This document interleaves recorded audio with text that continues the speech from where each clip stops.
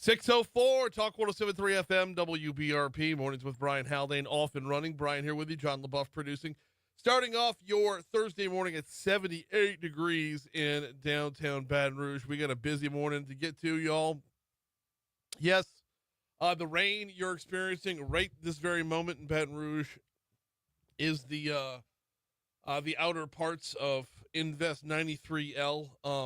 You know what? Let me not do that because I'm basically just repeating one of my top stories if I do that. Let's go. Top stories and trending.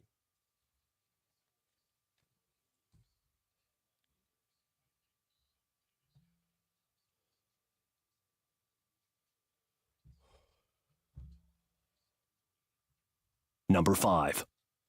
Officials arrested 2 people after a multi-parish drug raid resulted in the seizure of firearms as well as drugs.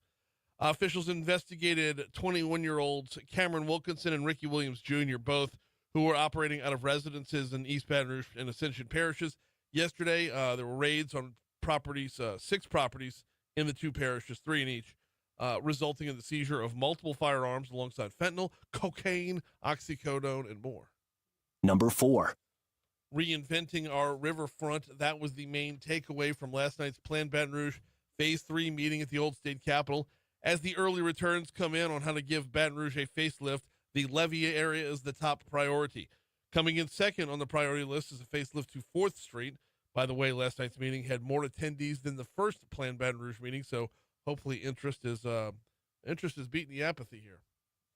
Number 3. Governor Jeff Landry named Lafourche Parish President Archie Chasson III as the executive director of the newly created Office of Louisiana Highway Construction. The office was created when Landry signed Act 389 from the 2025 legislative session. It's tasked with, quote, privatizing functions as well as reimagining transportation project delivery. Number 2.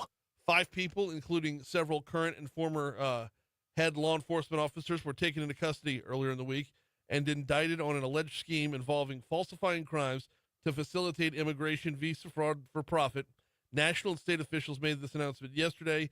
This is stacking up to a 62-count indictment over a decade-long racket being masterminded by a Subway sandwiches franchisee. Would you feel better if it was like a Jimmy John's? A little bit, I would. Like Subway, it's such a Subway crime, right? You know, hey, Subway said, not the worst press we've ever had. Number 1.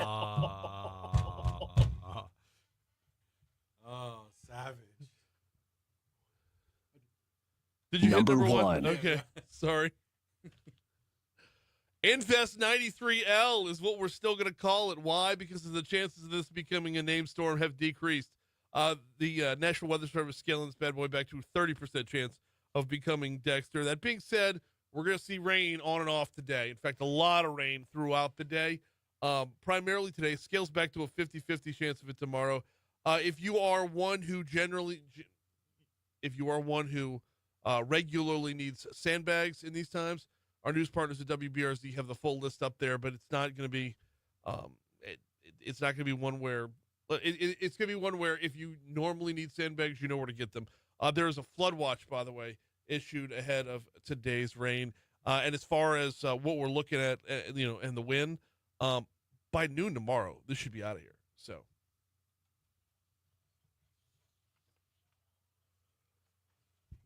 Oh, what you got, John? Well, President Donald Trump denied he is planning to fire Federal Reserve Chair Jerome Powell a day after asking Republican lawmakers in a White House meeting about whether he should remove the central bank. So, but they're like putting he's not allowed to, but like I don't know. When has that ever stopped right, him? That's the point. Right. That's the point. Here's a thought: maybe just say Jerome Powell's on the Epstein file list. There is no list. You're still talking about that list? You talking about that still? Is that what we're still doing? Doesn't exist. I don't know. Do you think there's any? Do you think there's any Subway franchisees on the list? Ooh, Probably. I got no. Franz Borghardt has no information on the list. What else you got? Well, Senator Bill Cassidy got some due praise from President Trump yesterday as his halt fentanyl bill was signed into law. Yeah. In fact, following the senator's social media yesterday, this was kind of a big deal. Yeah. And hopefully, every effort that can be made to pull fentanyl off the streets is going to be applauded for sure. Yes, absolutely. As it should be. Hey, keeping it with Donald Trump, he is calling on Coca-Cola to dump their high fructose corn syrup in exchange for real cane sugar in their recipes. No, I can't get on board. High fructose corn syrup is terrible for us. It's awful. It is. It's absolutely awful. But don't jack with the taste of Coke. Yeah. I'll drink fewer Cokes as long as I can taste the Coke when I have the Coke. It's the devil's dilemma for me. Regular Coke tastes amazing. Regular soda tastes amazing. It's like the whole milk of the dairy. It's good. Right. I drink like Sprite Zero. I drink Diet Cokes, which I have gotten accustomed to, but are even probably worse for me. Probably. Like whatever artificial, whatever, it's probably worse for me. So I really want to know, is it better for me to drink? I know neither is the right answer. Is it better for me to drink Coke or Coke Zero? Which is worse for me? You know what? I have no clue because I like the Coke Zero better than Diet Coke. I love Coke Zero. Oh yeah, Coke Zero is way better to me than Diet Coke. Yeah. I have no idea what's inside there. Maybe Dr. that's Pepper okay Zero, thing. same Yeah. thing. I don't know. Hey, one more on the trending side. This one's kind of growing this morning, but boy, Shane Gillis killed it last night at the ESPYs. Oh man, if you watched sound off over on the chat on our Facebook Live, by the way, live on Facebook every morning, courtesy of the folks over at Lake Urgent Care. And that is a tough gig to host the ESPYs because you've got to come out and roast these world-class athletes for your open. but who better than Shane? No, I know, but they're not. But you're right, They're though. not there to laugh. You're right. They are not there. They're there to get their award. They are competitors. They are champions, and they are. Oof! It is a tough roast. It's a tough room, to be sure. But he had some classic jokes. A lot of them. They were all on national television, so they obviously could be repeated. But just for the sake of good taste, I won't repeat them here. Yeah. It's and then have to explain the context. Yeah. Talking about what he and Caitlin Clark have in common. Anyway, the videos can be floating around social media wherever you're at. Facebook, Instagram, TikTok. It's all over the place. I'm sure it'll cross your timeline before it's all said and done. 611 at Talk 107.3 FM, WBRP. We're going to break it here in just a second. Come back, talk sports. Before we take that break, though, got to remind you about the folks over at the Louisiana Beef Industry Council. BeefIt'sWhat'sForDinner.com is the website. BeefIt'sWhat'sForDinner.com. They bring you Foodie Friday every single Friday, and we celebrate beef all throughout the quote-unquote grilling season. I make the argument that there is no end to grilling season, but Memorial Day to Labor Day. That's the traditional grilling season dates. And tomorrow for Foodie Friday, we got Franz's favorite in tomorrow. We're going to be smashing some Smalls sliders. Ooh, yeah. Oh, yeah. Oh. Yeah. Franz has got the PTSD now. How many did I do with those? 11 or 12, right? You said you could do 2 dozen. I thought I said I could do 20. And I didn't make it. No. That's the key. You got to 16. And then I got sick. Yeah. Then you had to leave the room. I was not much bigger than I am now. I mean, I was bigger. Yeah. But I was not much bigger. Small sliders are good, though. The best. So that's why we're having them in. So here's my philosophical question. With a slider, I do 1 burger. When I go to a burger joint, I get 1 burger. Right. What's the optimum amount slider to burger? 2 sliders to a burger. Okay. Maybe I'm 2.5, but it depends on the size of your burger. Okay. But I would go 2-to-1 ratio there. We're rolling over. Is it like finger sandwiches? No, because somehow finger sandwiches is 8-to-1. We got a break. Come back. Talk sports next.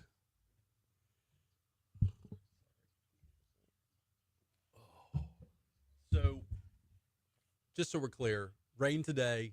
Yeah. Noon tomorrow. We're probably plus or minus. Yeah. Like bad rain today or just rain today? This. Okay. You might have a little thunder and lightning in the afternoon hours.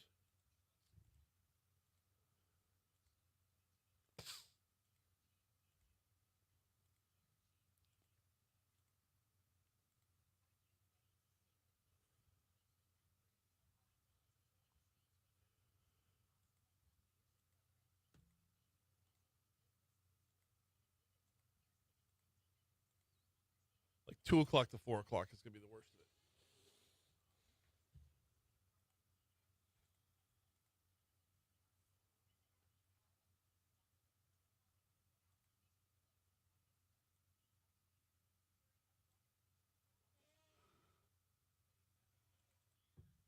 So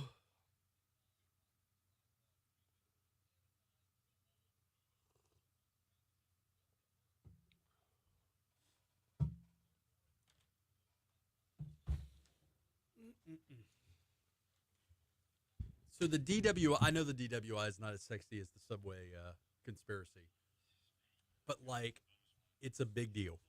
I'm just telling you, it is a big financial deal. Yeah. Like, where does Baton Rouge City Court get a majority of its money from? DWIs. Yeah.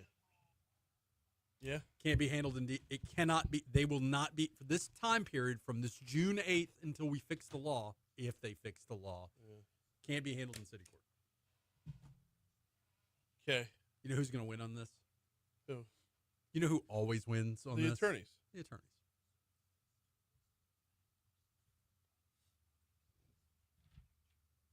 I haven't been to a Subway in forever. So many other better options, right? And I'm not. Look, I'm a Jimmy's John's guy. I'm a Jersey Mike's guy. So Jimmy's John's for me is consistent. Yeah. If I just want a good sandwich, Jimmy John, consistent. Jersey Mike's is good. Firehouse subs. Yeah. Are they even open? Oh yeah. Oh, Where? Oh yeah. And they deliver. They got them in Denham. They got. I think they got one on corporate, if I'm not mistaken. Closed. They've got one that delivers because I've gotten it at my house. I thought the one on corporate closed because we used to go there, like it is all awesome. summer long. It is awesome. Just saying. Yeah, I know. We used to go there all the friggin' time. We would on the way to Terra Pool. We drive right past the pool. Continue. It just got to the point where Subway, it feels like they don't care anymore. Like it used to be, Subway sandwiches were Subway was not terrible, and then at some point there was a turning point of, I'll tell you when that was. About the time that Blimpies went under, Subway lost their competition. I thought you were going to mention what old boy who got arrested for Jared. Jared. Bro, somewhere on the internet is a picture of me and Jared. He used to come to town for the Heart Walk every year. Yeah, he did. And he'd do a little promo in here.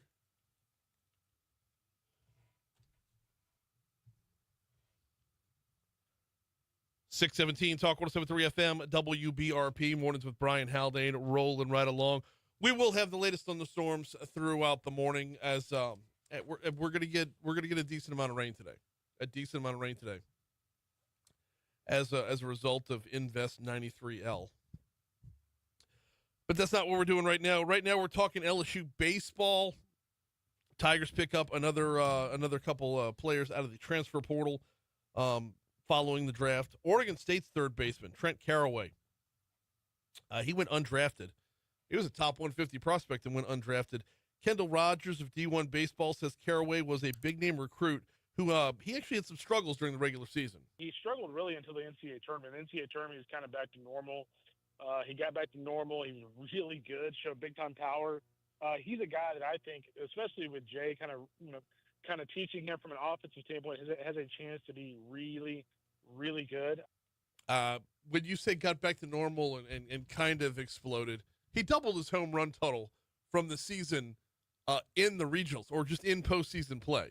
So Caraway hit 267 last year. He had 12 home runs overall. 6 of them were in the postseason. Tigers also brought in first baseman Zach York from Grand Canyon University. Kendall Rogers says York's 6'2", 290-pound frame, not your prototypical SEC baseball player, but that doesn't mean there's not a spot for him in the league. Another guy that, if you remember, from Auburn, Sonny DeShera, was one of the best hitters in the country a couple years ago, and he was a guy that was 6'2", 275, so he wasn't quite as big as Zach, but for a big guy, he was a very pure hitter. I can't wait. 290 pounds in the batter's box. That's going to be awesome. York hit 13 home runs last year. He hit 339 overall. Infielder Tanner Reeves, center fielder Chris Stanfield, and pitcher Zach Cowan announced they're coming back after going undrafted. Rogers says Cowan's going to give the Tigers a strong foundation on the bump. He's a guy that gave them a lot of length out of the bullpen this year. You kind of pair him with the return of Evans and Will Schmidt and guys like that. And, this is a team, again, I hesitate to just assume a team can win back-to-back championships, but I think this team can win back-to-back championships.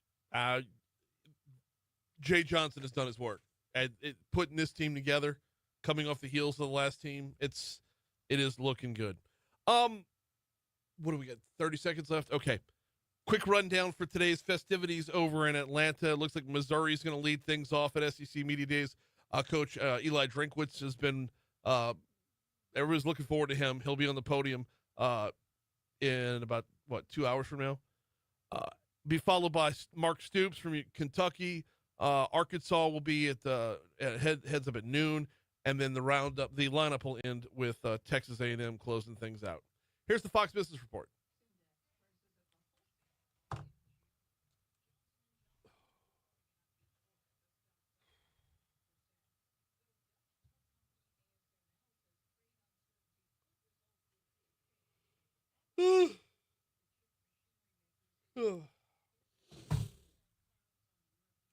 Thursday just feels different.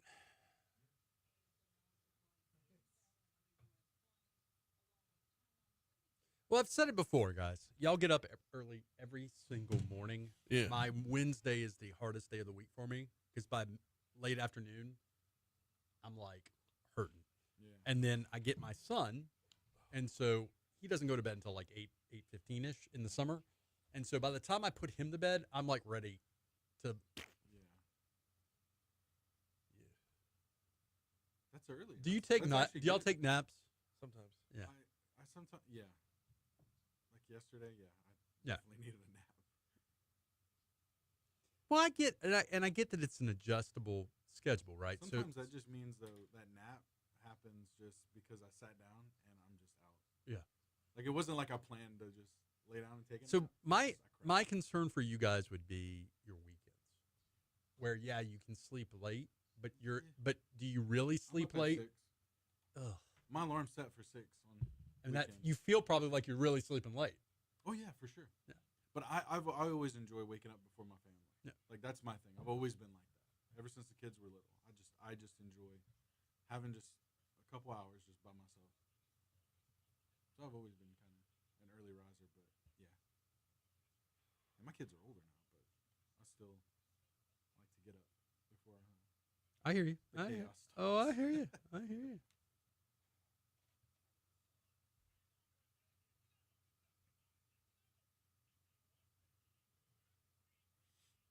Courtney says there is one on Segan Lane by Bass Pro. Eat it all the time. Oh yeah, the fire Wait. subs. Segan Lane by Bass Pro? She must That mean doesn't make Segan sense. And by Bass and Pro. Oh. My bad, Courtney. My bad. I can't tell from the post if that's a she or a he. So I apologize, Courtney. You're fired from the library. Looks like a dude. Looks like a dude. Courtney's can be a dude. Well, yeah. Oh, hell, this is me.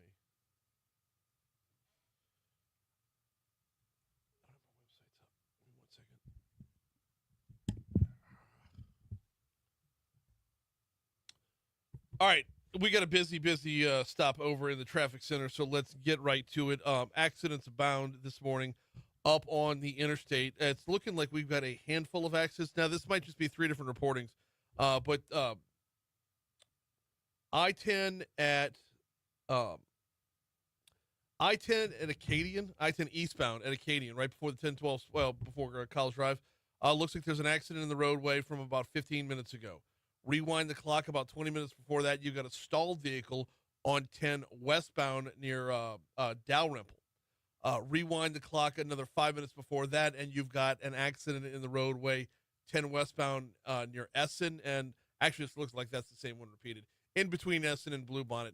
Now, that accident between Essen and Bluebonnet on 10 westbound is from almost an hour ago, so we could be in the clearing stages or even gone with that one.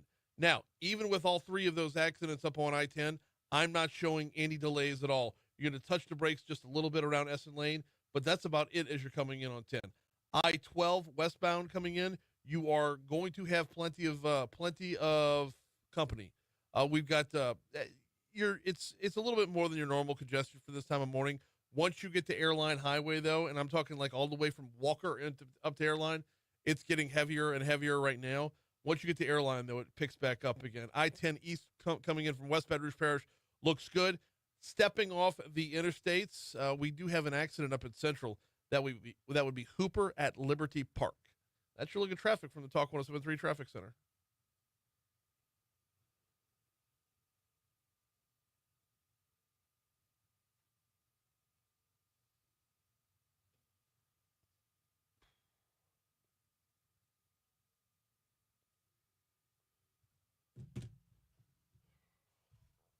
Rolling over to 625 at Talk 107.3 FM, WBRP. Mornings with Brian Haldane, rolling right along. We had a handful of stories just roll out yesterday with significant potential legal repercussions. So I went ahead and called an audible and said, Franz, can we get you back in for a second installment this week with so much to look at? So Franz said yes, so let's roll.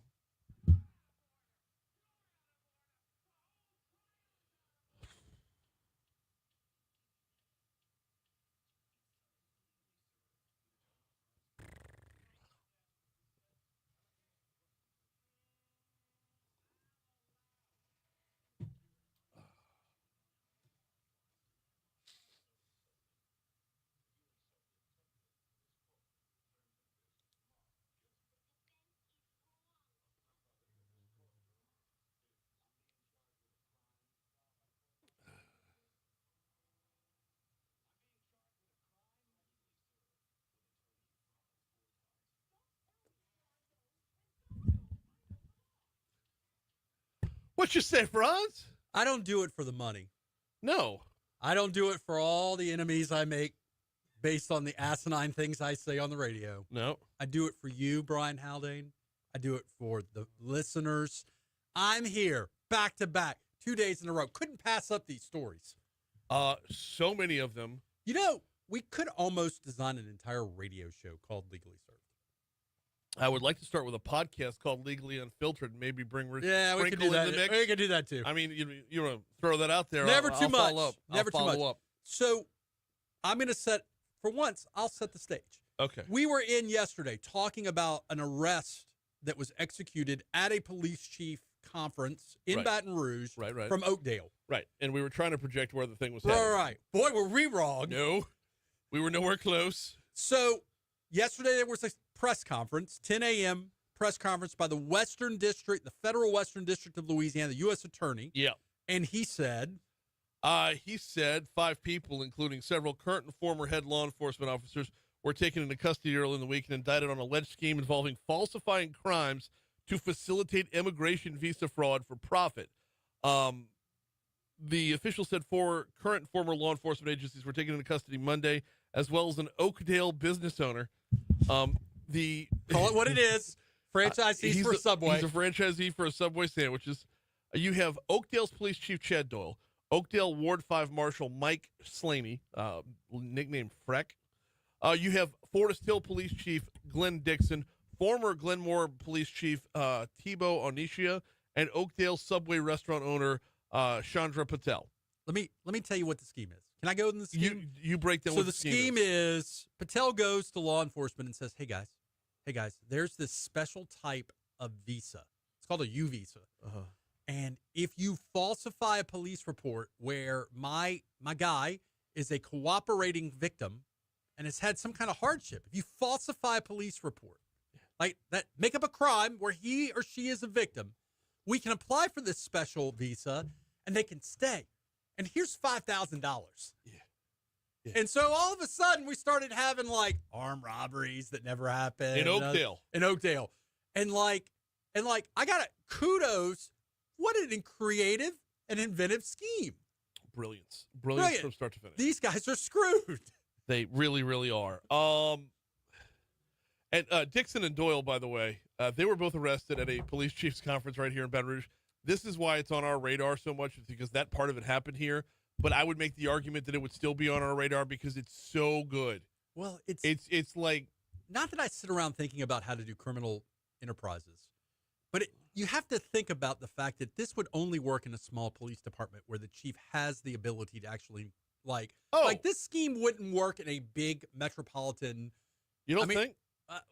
To such that the chief is going to be like the one that you go to. Okay, yeah, no other chief of police is getting Now, stung you with could this. do this and again, Franz Borghardt is not advocating for federal crime. Mm-hmm. I'm just saying you could do this in a smaller one where like a beat cop could like do a false report. I think this could happen anywhere, but it doesn't make it up to the level of chief. Oh man, these guys are in trouble. Yeah. Oh, U.S. Attorney for the Western District of Louisiana, Alexander Van Hook, said the alleged scheme dating back to, I love this part, December of 2015 Your boy's been at this for a decade now. A decade. How much money is that? Like maybe At $5,000 a pop? Oh yeah. I mean, Like, what does his house look like? Is he keeping the cash, or is he like buying like stupid? You I know how don't know. people buy stupid stuff when they start getting cash. well, if you're a Subway franchisee in Oakdale, I mean, You probably get it's the best tough house. not to draw attention. Hey, let's take a quick break. We're going to talk about some actual legal ramifications on the back end. Right now, here comes news, traffic, and weather on Talk 107.3 FM. Yeah, and I don't have to leave it. Okay. There's no court TV today.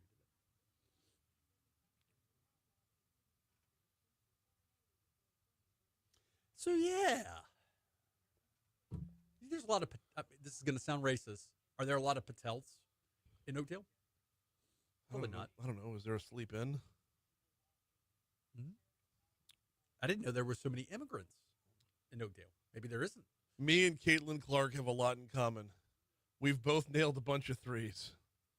That's one of Shane Gillis' jokes last night.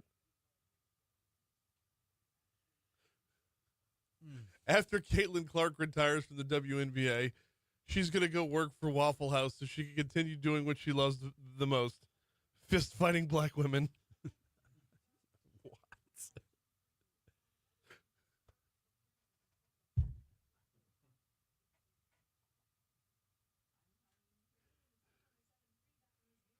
Oh. I could have been in bed before midnight last night. I could have been in bed before midnight if I'd just done my show prep and gotten over with. But I went down the rabbit hole. I mean, everybody's going to be talking about it today. So.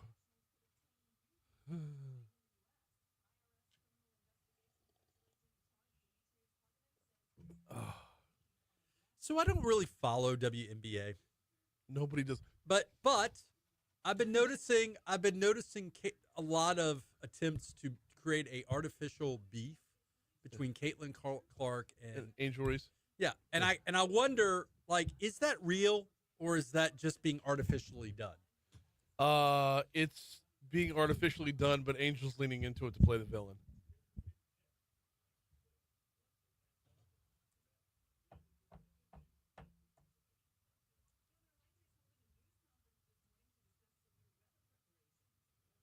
Good morning, Christy Haldane. Oh, Christy's in already? Well. Good morning. Is your oldest daughter available for babysitting? When? She moved yet for When? a summer program, like this weekend, Saturday, during the day. I'll ask. Like it's a weird. I have a Knights of Columbus thing, and it would be like 7:30 in the morning until like 1 p.m. in the afternoon. I don't feel quite comfortable leaving him alone by himself that long. Yeah. I'll ask. Dad, close the garage door. So when you were a kid, did you want doors closed, like your closet door while you were sleeping? Yes. Because he's funny. He wants his closet door closed, but he wants the door to his bedroom cracked. And I'm like, dude, the demons are not in your closet. They're under your bed, poltergeist.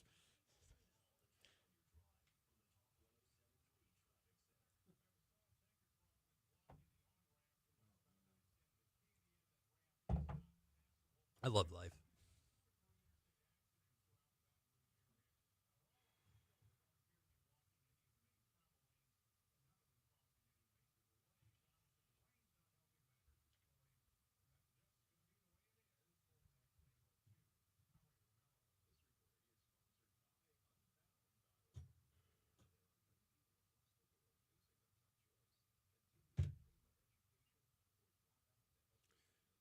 Courtney, shout out to you. That is your husband and son. I'm sorry.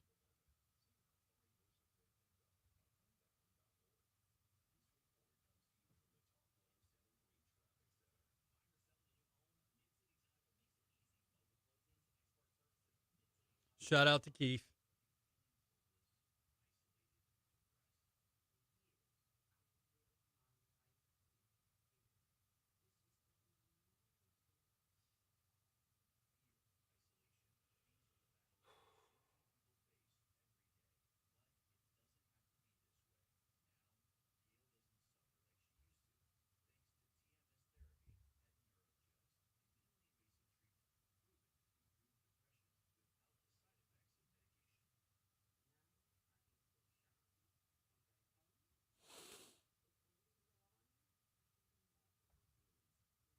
And in fact, I've gotten more shit for that than any other thing I've ever done.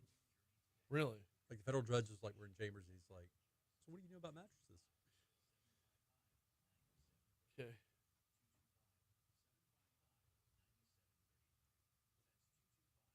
The wheels turning there. I love it when your wheels turn.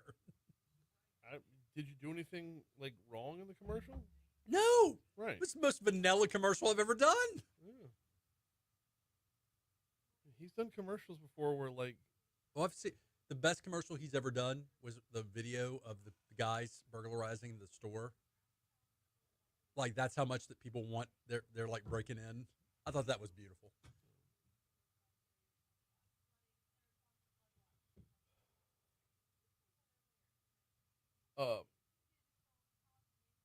Gillis had a joke last night. I don't remember which WNBA. You're player really it getting a was. lot of It was- mileage out of this. He goes. He says. WNBA All-Star Gabby Williams is here tonight. Give it up for Gabby Williams, and everybody claps. He goes, "I'm just kidding. That's my friend's wife. I just wanted to point out that none of y'all know who WNBA players are."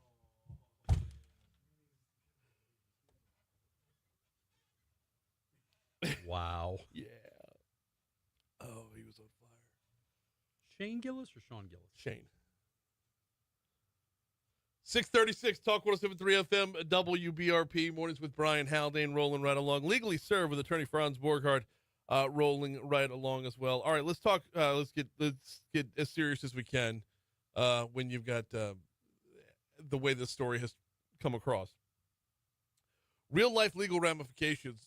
These police chiefs can go to jail for how long? So one of the counts carries up to 20 years. One of the counts carries up to 10 years. One of the counts carries up to 5 years. So you're really looking at up to 20 years. Okay.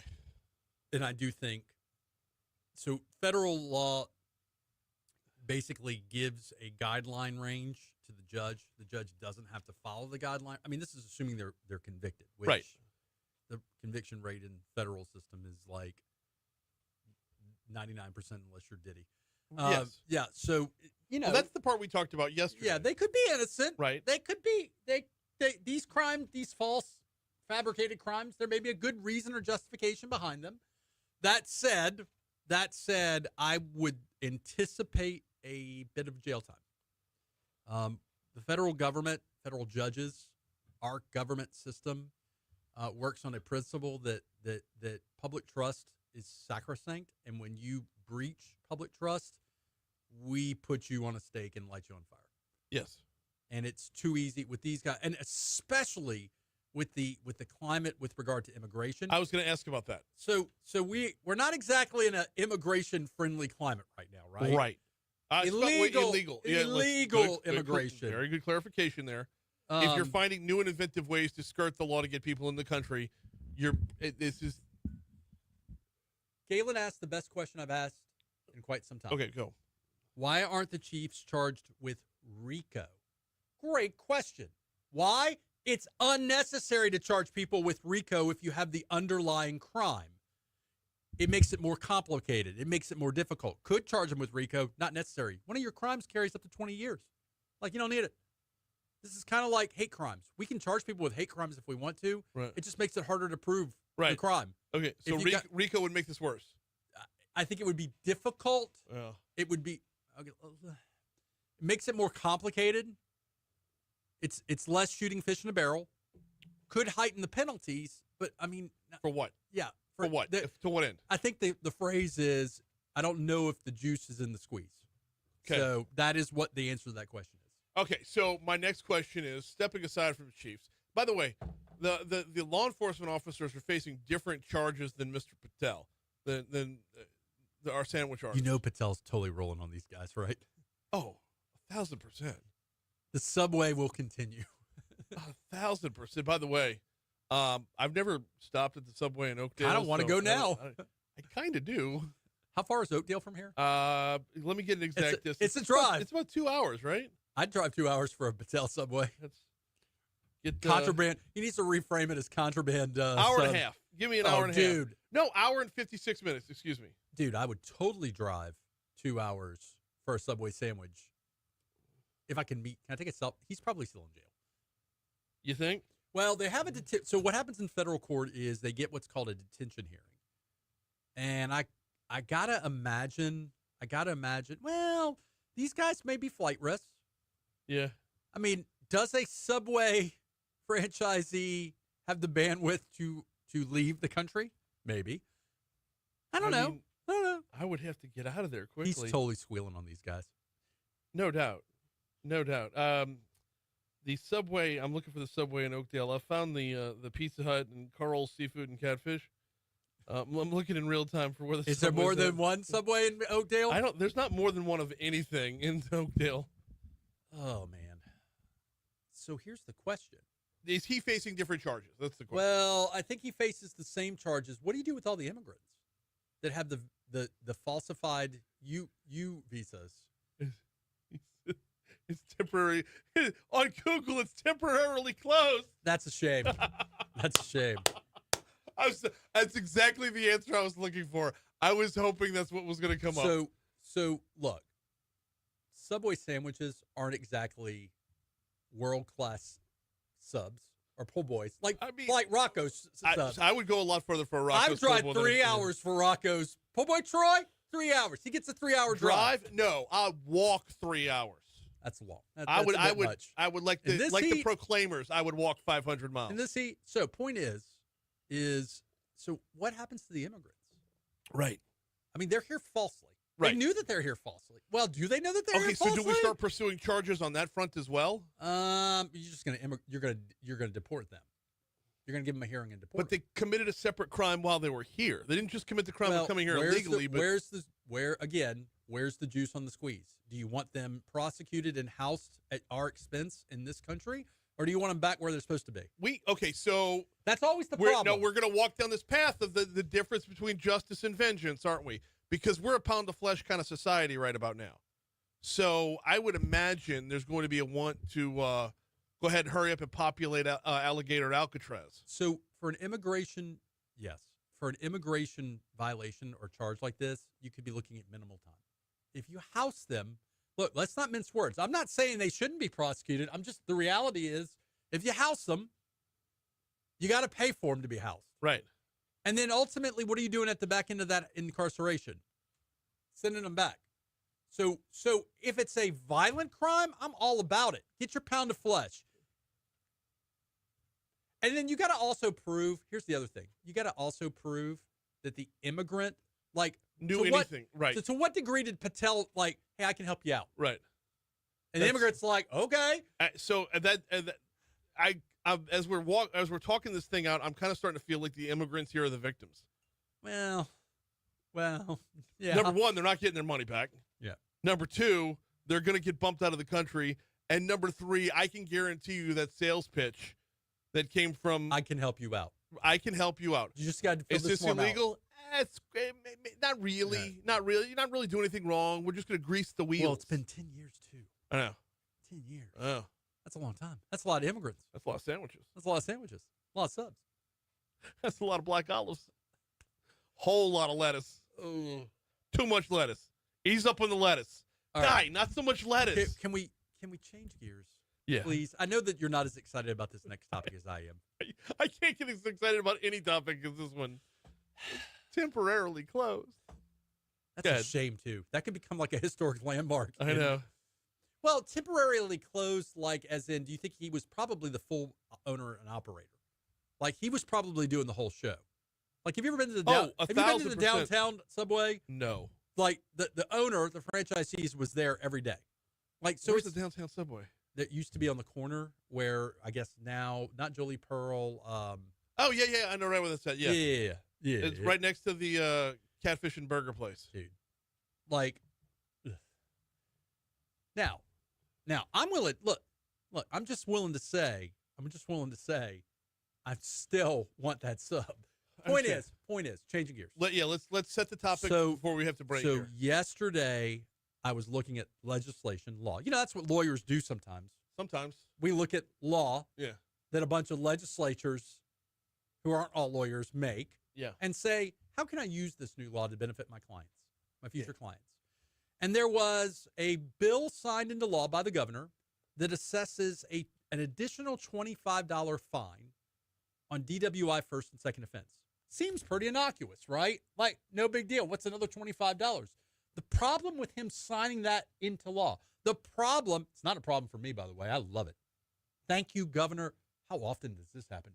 Governor Landry, I appreciate you getting tough on crime. I appreciate it. By signing that into law, Brian Haldane, Yeah. they have now created a issue in the law for DWI first and second offenses, which are misdemeanors Right. that occur or arrests that occur on or after June 8th of this year.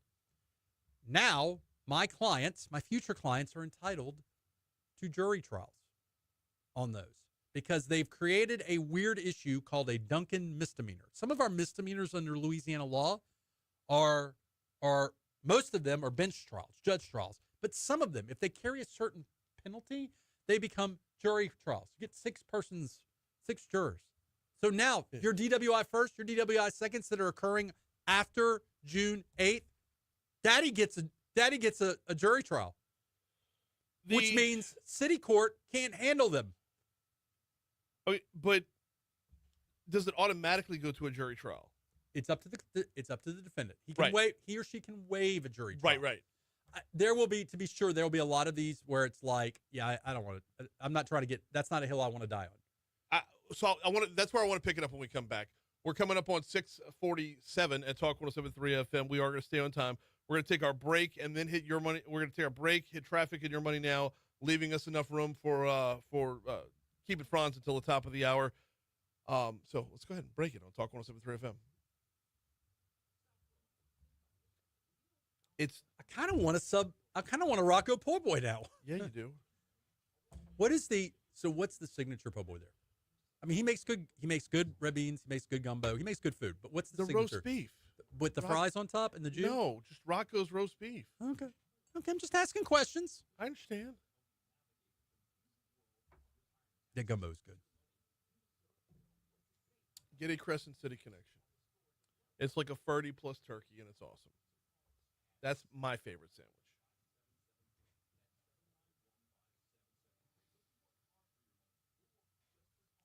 Can't even go to Oakdale to get a Subway sandwich anymore. Well, the good news. The real victim is the community. The good news here is if you're in Oakdale and you're convicted, you don't have to go far for prison, right? Right.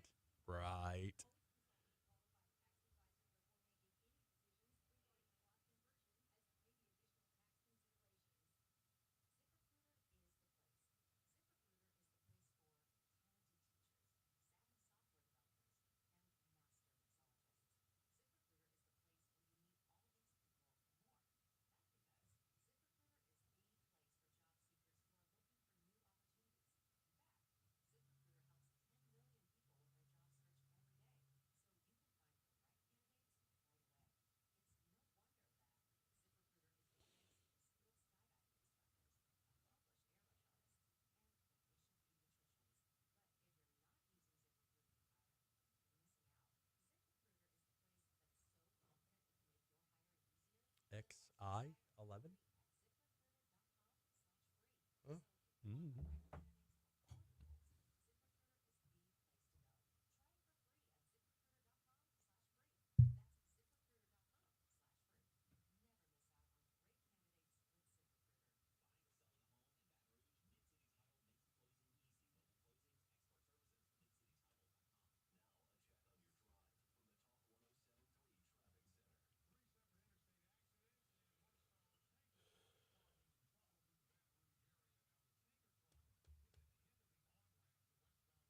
Oh, Axe 11, I guess.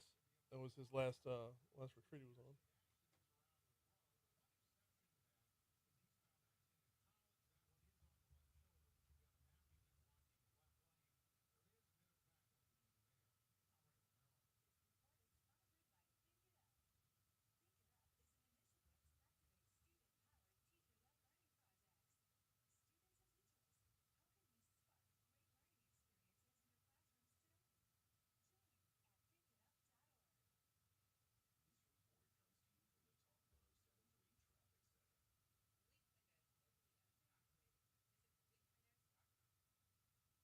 Come back to me.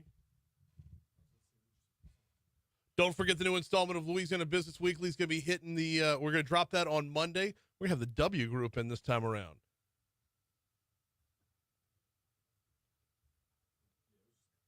Yeah.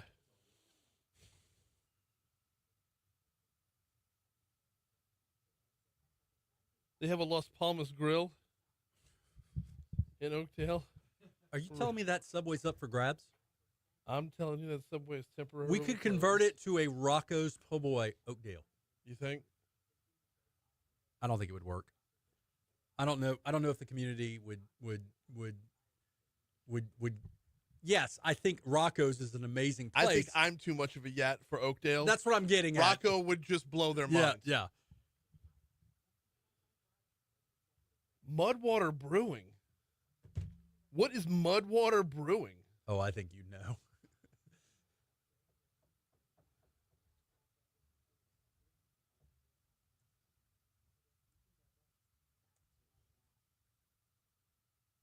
Oh, yo.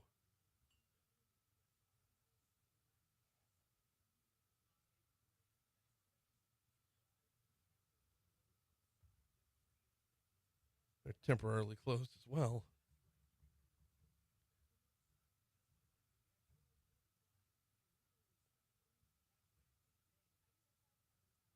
Oh, coffee. They're a coffee place. I was hoping that was going to be like a local brewery. Damn. Well, you brew coffee. It's Sonny, sketchy food trucks are what lead to Mudwater Brewing.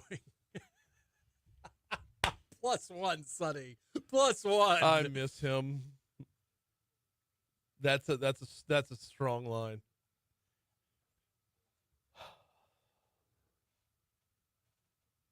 You should give an award out like once a week, best comment of the week. Yeah. Borghardt Law Firm. The make it a nod back to the red shtick.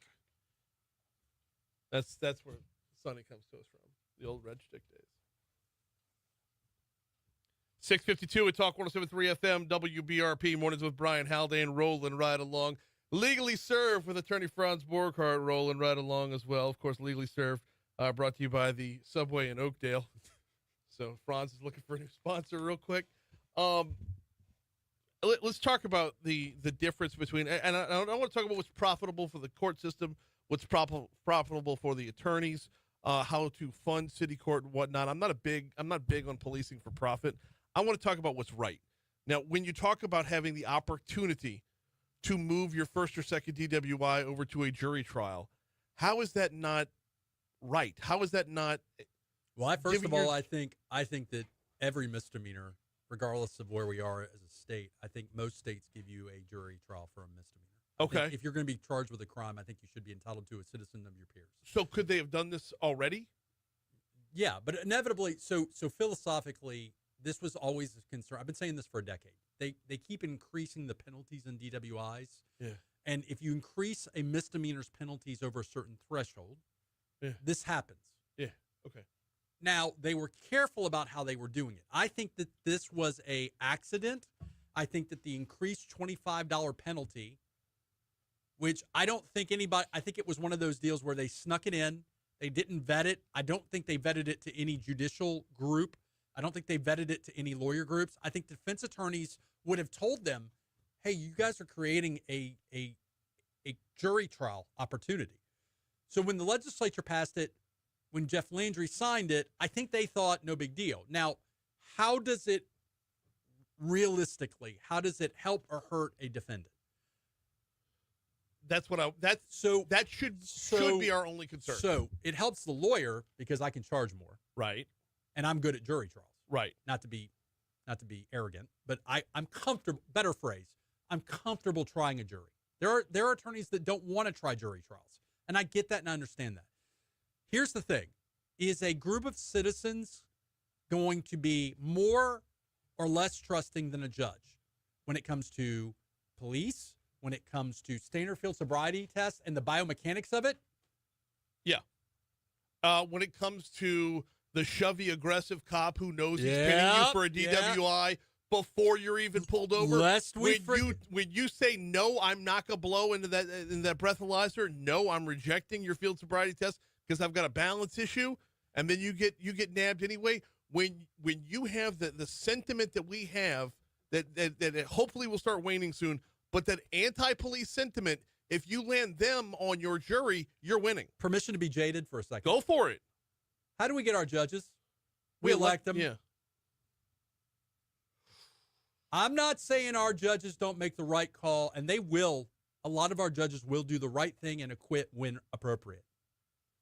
But you don't get elected being, quote unquote, soft on DWIs. Yeah. A jury is not elected, randomly picked, selected through jury selection. They got no skin in the game other than their citizens.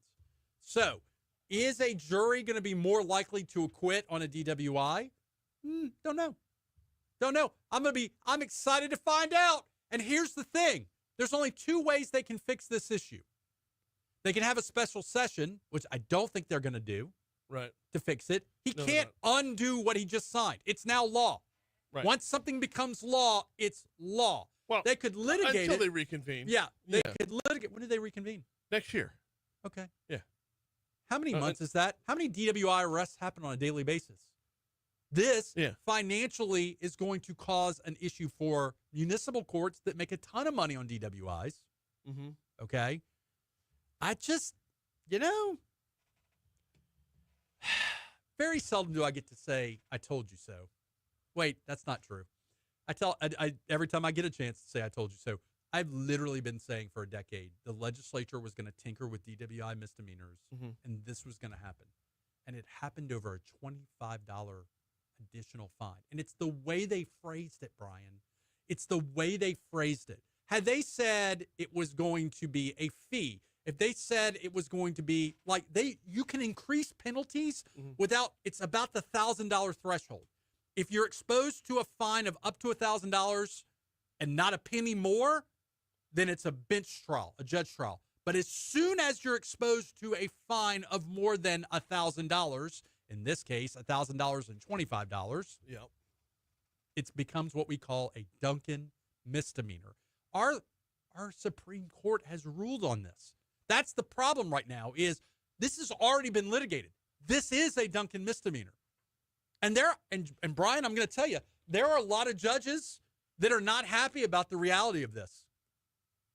Then where were they during the legislative session? They weren't invited to the table. Oh. That is what I'm telling you. I don't think that they vetted this it was a $25 assessment. Like, I don't think that anybody thought when they increased it, and what's another $25 doing? And really, to the defendant, another $25 really ain't going to break the bank, right? Yeah. But that unintended consequence is going to really jack up these misdemeanor charges. And this is one of the reasons why I'm not a big fan of doing non-fiscal things during a fiscal session. During this past session, all eyes were on insurance, and whatever eyes weren't on insurance were on the budget, which is why a bill like this is going to not get the attention it deserves. So, man, I'm trying to look up. It's Christopher Turner. He's not a lawyer. No. And that's okay. But I'm trying to find out what he does. Let me say this, for the record. I am absolutely okay with non-lawyer legislators making law. They have staffs. They have access to lawyers. We have so many safeguards. We have so many safety. You know this. We have so many safety bumpers. We have law councils. We have special interest groups. Legislatures can reach out to, we allow testimony at hearings. But when you slip stuff in. How benevolent of you to allow people to partake in the lawmaking process that aren't lawyers. Well, thank you for allowing the rest of us into the room with you there. Well, what happens when you don't talk to a lawyer when you make a new law? Yeah. You're right. You're right. However, I'm just telling you, this is an example of. Well, I guess the flip side of that is what happens when only lawyers make the laws. Well, open your insurance bill and see what's going on. By the way, not to hate on Governor Landry, because I never do that. He's a lawyer. He is a lawyer. Yeah. He probably, and look, not just a lawyer, he was the attorney general. Also true. He's Franz Borghardt. We do Legally Served, well, usually on Wednesdays, but a bonus installment this week. Thank you, brother. Appreciate it. Here comes news. I'm sorry. You said something about best intentions. Love it.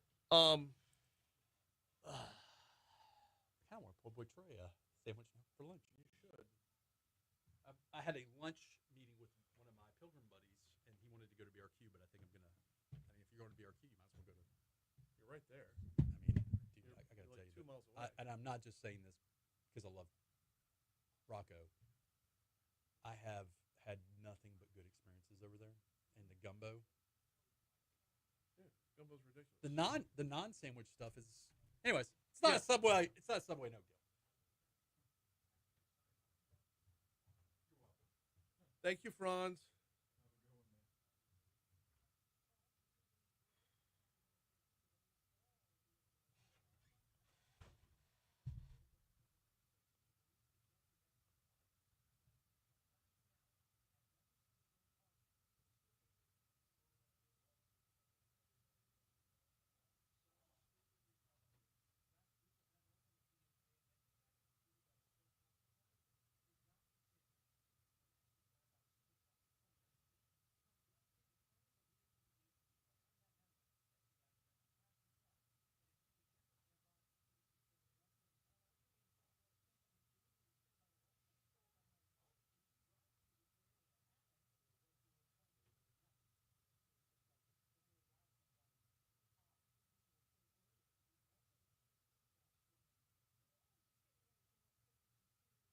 We're really not. It's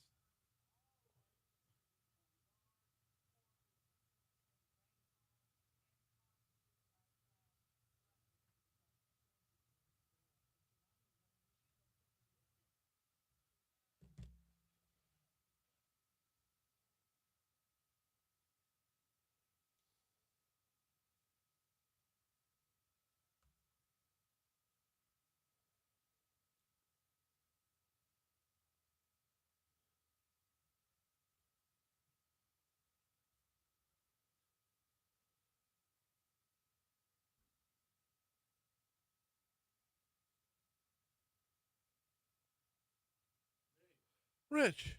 No, I don't. I just know Capillary Law Enforcement Foundation. That's all I got. Hey, dude, Yeah. remember the plane crash in 1977, Leonard Skinner, right? Yeah. So after the plane crash, all the guys went their separate ways. Ronnie Van Zant died, the whole bit. Yeah. Well, it was 34 years ago today. They began their first tour after the plane crash. No kidding. The Central Place. And the last song they played is Free Bird, and that was the first time they played it since the plane crash in 77. Wow. 34 years ago. So that would be July 17, 1991. Jesus. 1990s were 30 years ago. Yeah, that was more than 30 years ago. It was 90s. I know. That's what I graduated high school in the 90s, Rich. I don't need my 30th anniversary coming up. I'm getting old, is what I'm saying. No, you got the year right. I'm just getting old. No. Okay, yeah. I'm over. Hey. So, yeah, I went to the, is it pronounced Caliph or Caliph? I always say CALIF, Capital Area Law Enforcement Foundation. So I don't. You know what? When I got home last night, Yeah. I didn't realize it was the anniversary of the shootings. I didn't know that. Today's the anniversary of the shooting. Oh, no shit. Okay.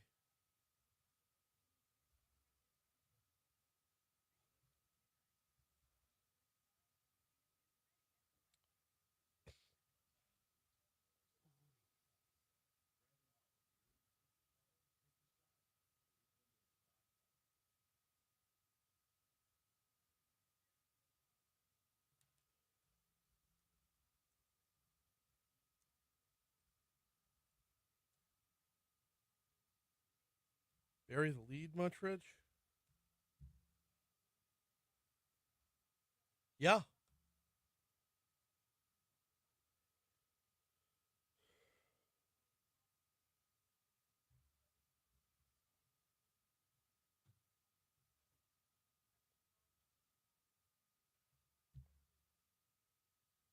I've got to catch up on live reads. I had 3 of them when Franz was on.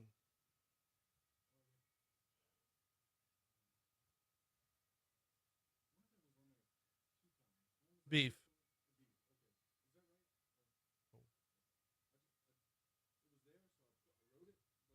I'm gonna do it either way. Just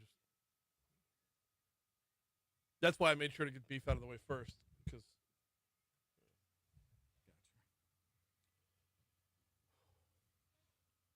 7:05, Talk 107.3 FM, WBRP, mornings with Brian Haldane, rolling right along. Hour 2 coming your way right now. Brian here with you, John LaBeouf producing. Thanks again to attorney Franz Borghardt for filling in or popping in for a second legally served of the week. We got two of the stories. We had a stack of them. We got to two of them. But I appreciate Franz for popping in for a bonus legally served this week. Coming up this hour, State Representative Josh Carlson going to join us in our next segment. He is out of Lafayette, and he had a busy legislative session. A lot we want to recap there. In fact, Representative Carlson, I want to say, is responsible for the bill that's going to put in place permanent teacher pay raises moving forward. We'll talk about that with him coming up. Also this hour, Crimestoppers at 7:35. But before we get to any of it, we got to start off with top stories and trending.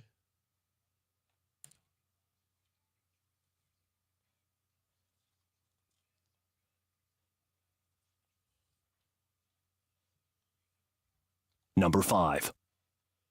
Officials arrested 2 people after a multi-parish drug raid resulted in the seizure of firearms as well as a ton of drugs. Cameron Wilkinson and Ricky Williams Jr., both 21 years old, were operating out of residences in both East Baton Rouge and Ascension parishes. Yesterday, officials raided properties, 6 different properties within the 2 parishes, 3 apiece, resulting in the seizure of multiple firearms alongside fentanyl, cocaine, oxycodone, and more. Number 4.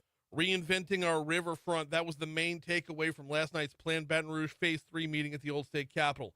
As the early returns come in on how to give Baton Rouge a facelift, the levee area is the top priority by far. Coming in second, putting a facelift on 4th Street, which, when you think about it, how all the way up 4th Street you have that gorgeous view of the Capitol. I could see that as well. By the way, last night's meeting had more attendees than the first planned Baton Rouge meeting, so hopefully interest is beating apathy here. Number 3. Governor Jeff Landry named Lafourche Parish President Archie Chasson III as the executive director of the newly created Office of Louisiana Highway Construction. The office was created when Landry signed Act 389 from the 2025 legislative session. It is tasked with, quote, privatizing functions as well as reimagining transportation project delivery. Number 2. 5 people, including several current and former head law enforcement officers, were taken into custody earlier in the week and indicted on an alleged scheme involving falsifying crimes to facilitate immigration visa fraud, doing this for profit, by the way.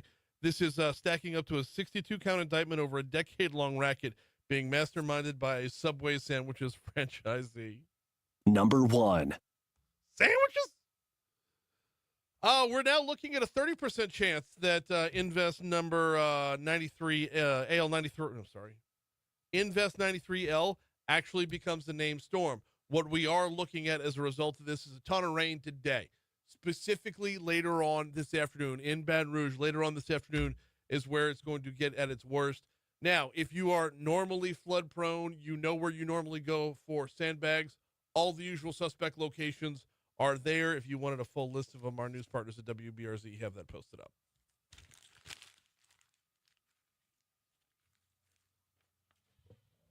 Well, President Donald Trump denied he is planning to fire Federal Reserve Chair Jerome Powell a day after asking Republican lawmakers in a White House meeting about whether he should remove the central banker.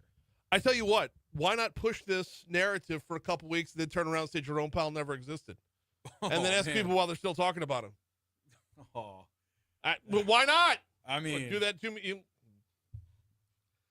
can only be gaslit so much, man. I know. It's eventually you realize, like, it is getting dimmer in here. a little bit. Oh man. Hey, Senator Bill Cassidy got some due praise from President Trump yesterday as his HALT fentanyl bill was signed into law. Yeah, a lot of due praise for this one. Yes. And anything to pull fentanyl off the streets is Absolutely. definitely a worthwhile effort. This one was one that Senator's talked about on this show a number of times. He's been hard at work on this. This has been kind of a passion project, if you will. Oh, for sure. Absolutely. And also keeping it with Donald Trump, he is calling on Coca-Cola to dump their high fructose corn syrup in exchange for real cane sugar in their recipes. I can't get on board. You can't. Huh? We're 40 years removed from Coca-Cola jacking with their recipe. Yeah, High fructose corn syrup is terrible for us. It's absolutely awful for us. for sure. Bad, bad, bad. That's right. Bad. But should it be changed? No. That's right. I drink less Coke. Yeah, Yeah, I for sure. love the taste of a Coca-Cola. I'm telling you, man. Like nothing Just- else, right? oof. It just, Yep. And like most of what I drink now is like sparkling water. Yeah. The overwhelming majority of what I drink is either from the Soda Stream or a LaCroix or a Waterloo, or I Now don't we're want to name talking. all the brands, but Yeah. like I like a sparkling water. I like For to have sure. the bubbles, and that's about it. But man, when I go back to a Coke, forget about it. Have you ever had this is whatever. Have you ever had Liquid Death? Yes. Have you had the Coke? It's flavored. It blows my mind. We're gonna have to. Yeah, Wait. it's amazing. Liquid It's Death water. makes No. a cola flavor? Yes, cola flavor, but it's water. It's clear. Mind blowing. Well, Crystal Pepsi was clear. But still, A lot of I've never viscosity. but I never clear. had Crystal Pepsi though. Oh, I'm a little See, bit yeah. older than you. Yeah. Just by Crystal a little Pepsi bit. was what? It was the early '90s. I think we had Crystal Pepsi out Yeah. there. Or It at least if I sounded did. like a good idea. Just like this, right? Yeah. In this sounds like a good idea. Moving we- to pure cane sugar. Right. It sounds Well, like and the president okay. says you're going to like it better, and it's like, Right. okay, but there's it moving to your real cane sugar is like moving to American manufacturing.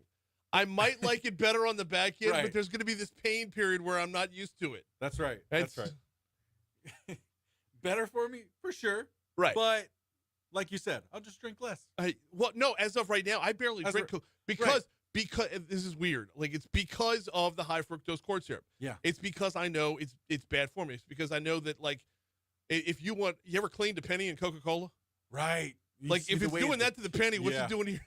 Like Right. so but I love it. I can't stay away know. from it. I know. This is the problem we all have, right? I know. This is the dilemma we all face. But I don't want it to be better for me. Right. You're like, Coca-Cola well, we can make it better as for a you. company, We don't they want it have better. enough products that are good for me. Yes. I could drink all the Powerades all day long. I could drink this. They make Dasani. There you They go. bottle Dasani. That's right. Does Dasani sparkling come? Is that a thing? Ooh, I don't know.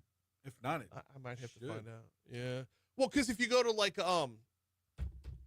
Qdoba, Yeah. they have the big magic Coke machine where you Yes. push all the buttons and make all your selections. It's this paralysis by analysis. If you're an Enneagram 6, you're going to stare at the machine for like a million years because you can't make it be. They have Dasani sparkling coming out of there, but can I get it in the aisle at my okay. grocery store? Can I go to Mathern's? That's the question. Oh, that's good stuff. Yeah.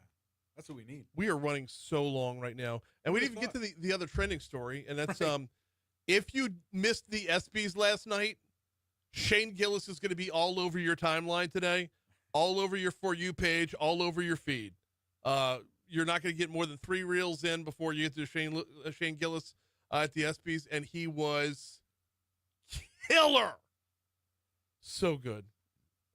Such a tough room. World-class athletes who know nothing but competition.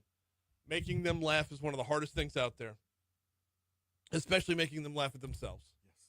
So shout out to Shane Gillis for doing a great job last night. All right, we got a break. Come back. State Representative Josh Carlson's next. You need his number.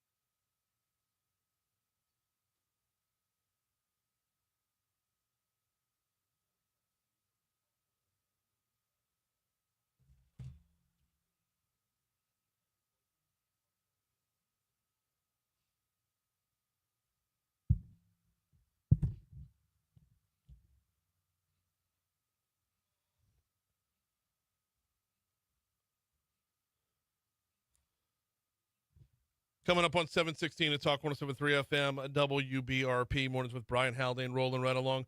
Hoping to connect with State Representative Josh Carlson here in just a second. John's going to be giving him another try here in short order. I do have a second. I need to remind you about the folks over at Vex European. You know where to find them, vexeuropean.com online. And it's super simple online. They've got the appointment tab right there on the home page. They've got the vehicles tab right there on the home page to make sure your car is one that they have a master level technician for. One of the things that I love about Vex European is that specialization, that specialization that they know they have an expert level technician for your make of vehicle. For example, I drive a Mercedes, an 18-year-old Mercedes, but I've got a Mercedes tech working on me. If you've got a Jaguar owner specifically, the dealership just closed down a couple weeks ago. Where are you going for your routine maintenance? Vex European can help you out. Check them out online at vexeuropean.com. Give them a call at 800-4706. Of course, that's 225-800-4706. And then swing on by. They are located on Benefit Drive. It's kind of the back area of Industriplex. It's Vex European. All right. We are still unpacking the legislative session. These cats got a lot done. And State Representative Josh Carlson from Lafayette, he had himself a busy session. He had, I want to say, 4 different bills become acts, 4 different bills cross the governor's desk and get the signature along the way. And he joins us right now. Representative Carlson, how are you, man? I'm doing very well. How are you? I'm very well as well. Thanks for hopping on board. I appreciate you getting in with us here. Let's start with your work in the session, and we'll broaden out to everything else. Can we start with what was HB 466, talking about school systems and getting teachers a pay raise here? What does it do? Absolutely. So that took portions of what was in the Constitutional Amendment 2 that has failed earlier this year, which I think was just too big, and stripped out just the teacher pay raise component. And so later, actually next year in April, there will be another constitutional amendment on the ballot.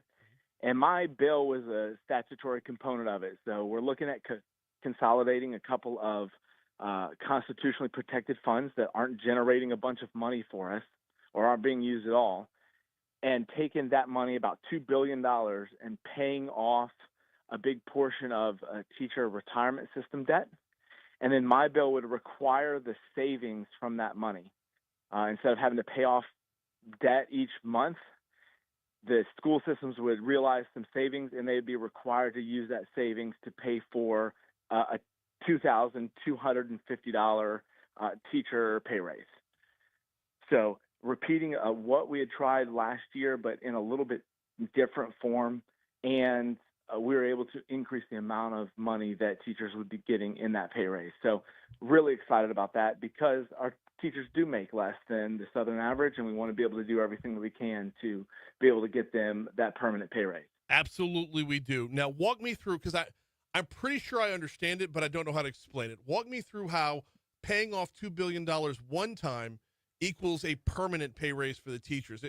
Explain to me how that math translates. Absolutely. So right now, because the retirement system has so much debt, it's about $8 billion, a little more than $8 billion. Okay. About 40% of the money that a school system is paying each month into the retirement system, about 40% of that is just going to pay off a portion of the debt. It's not going to actually save money and invest money for that retiree in the future. Mm-hmm. So think of it like, you have a high credit card balance and you make good money, but 40% of the money that you make every month is going to just pay off your credit card balance. Well, if I come in and I say, look, we've got a bunch of money just sitting off to the side, let's take a big chunk of that and pay off a big portion of your credit card debt. Then it frees up money that you don't have to spend every month to pay off that debt. Okay. And that's exactly what we're doing with the teacher pay raise. Okay, so I wasn't far off. The comparison I was making was more like overpaying on the principal on your mortgage. That's exactly it. I mean, it's the same way, right? Instead of paying off debt each month, we're paying off a big chunk of it all at once. Right. So it frees up more monthly recurring money to go towards anything, and in this case, we're requiring it to go towards a teacher pay raise. We're talking with State Representative Josh Carlson. Now, okay, does this have to go back to the polls? This has to go back to us to vote on, right? It does. It'll be in April of 26. But what we've done this year, instead of putting a bunch of different things in one constitutional amendment, which was just biting off more than we can chew, this year, next year when it comes up, we've taken just this one single issue. Instead of a 120-page constitutional amendment, it's about a 2-page, 1.5-page constitutional amendment that describes this teacher pay raise, and it's solely focused on that, nothing else in it. And so I'm hoping that since it's smaller in focus and scope, that people are not a little leery about what's in it and are more likely to support it. Well, no, of everything that was in Constitutional Amendment number 2, this was the slam dunk of the whole thing. It really was. Yeah. It really was. And so now you don't have to worry about all the other stuff we were trying to do. It's, do you want to give the teachers a pay raise by consolidating these 3 funds? And I want to speak to that a little bit. These 3 funds, we have 3 educational funds that are constitutionally protected. We only receive about $25 million a year in investment money from those funds that we can use in education. And so we've been using that $25 million a year, but instead we want to take this $2 billion, pay off debt. It's going to free up about $300 million a year for the state. So we'll be able to cover what we're spending that $25 million on, plus have other money to invest in other things. Does the state borrow from a loan shark? Man, you would think so with interest rates like that. I was like $25 million on a $2 billion investment. I was like, man, we need to investigate what we're investing in, because that's terrible. What's the VIG over here? My goodness.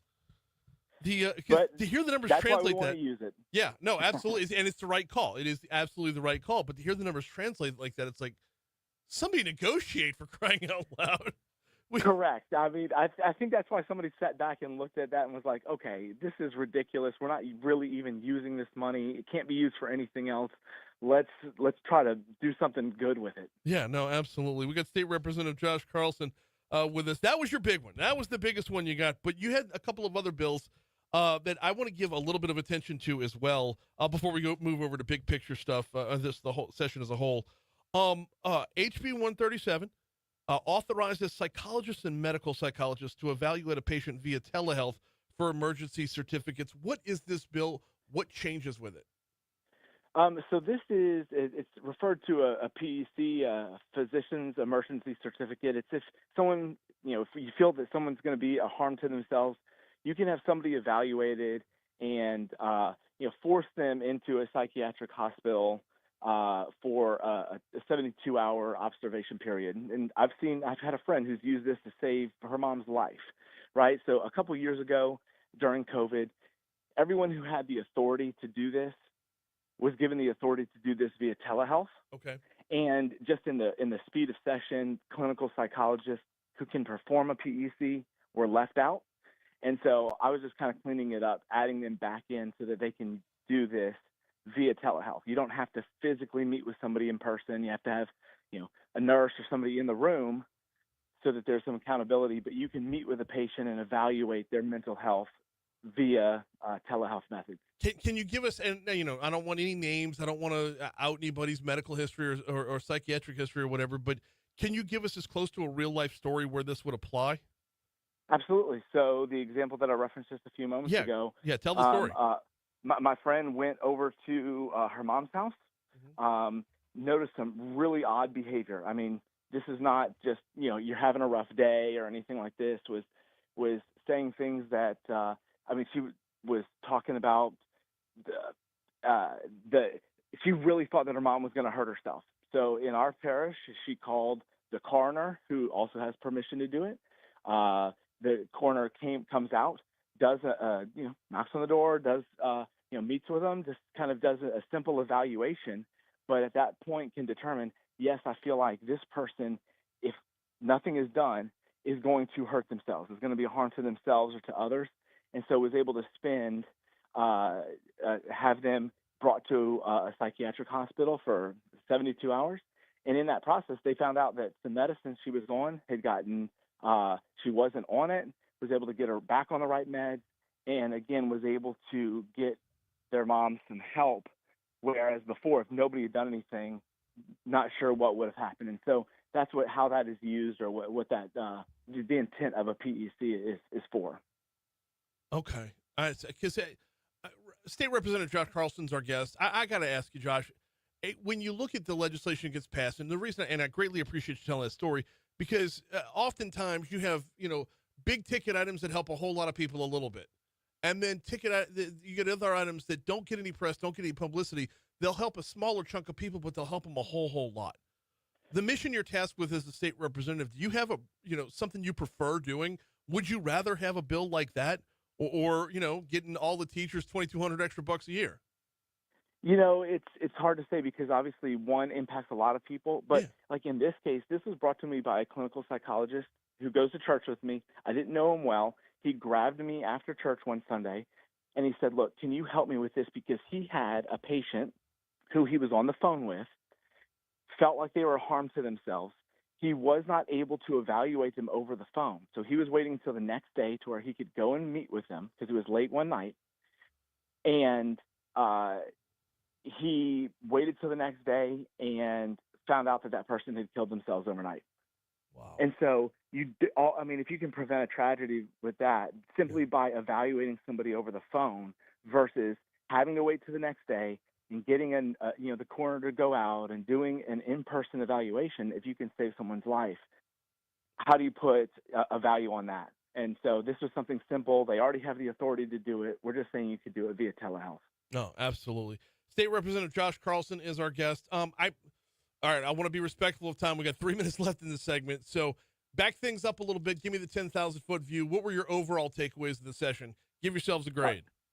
All right, so big picture, obviously, one would be tort reform, trying to drive down insurance costs. We were a major outlier in how we handle personal injury in the state, which is causing our insurance costs to be more, twice as much as any other state. We were able to accomplish a whole lot. Mm-hmm. I still think there's a whole lot of work to do. Some of these bills got watered down a little bit. Some bills got vetoed. We didn't really get traction with much on some of these bills, but I don't want to take away from what we did because I thought it was a very huge success. So that was key. I think it's hard to there's a lot of other good in session, but that is the huge win. The other big win is oil and gas. We were able to lower the severance tax. Yep. Right now, we pay twice the severance tax of Texas. So when people are looking at drilling for oil and natural gas, of course, they're coming to going to Texas instead of here. And then we were able to create some clarity and really put an end to the legacy lawsuit question that has plagued the oil and gas industry for years. And I think it will create some predictability in the market. So those are the two, in my book. There's a lot of wins. Those are the two big wins this year. I would give us a solid B on this session. Solid B on the session. He is State Representative Josh Carlson. Man, I greatly appreciate you hopping on board. Now that you have, though, I'm going to pester you. We're going to get you on regularly. No, I'd love to. I always enjoy coming on, and so call me anytime. Good deal. He is State Representative Josh Carlson. Talk to you soon, man. Thanks. We're at 7:29, about to roll over to 7:30 at Talk 107.3 FM, WBRP. I told you in the front of the segment about Vex European. I almost forgot. I almost neglected to tell you about the folks over at Mathern's and what they've got going on. Grand opening festivities, if you will, continuing at Mathern's. They had the goodie bags yesterday. There's going to be, if I'm not mistaken, a lot more coming up on Saturday. A lot more coming up on Saturday at Mathern's on Highland, just west of Kenilworth. This is the OG location. This is where they started in Baton Rouge. It used to be called Kenilworth Supermarket. Well, the family you love, the prices you love, have come back home to the OG location.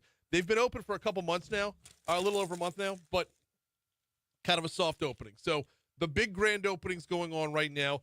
If you're on Highland or live along Highland, Kenilworth, Magwoods, you know the area, stop by. It's Mathern's.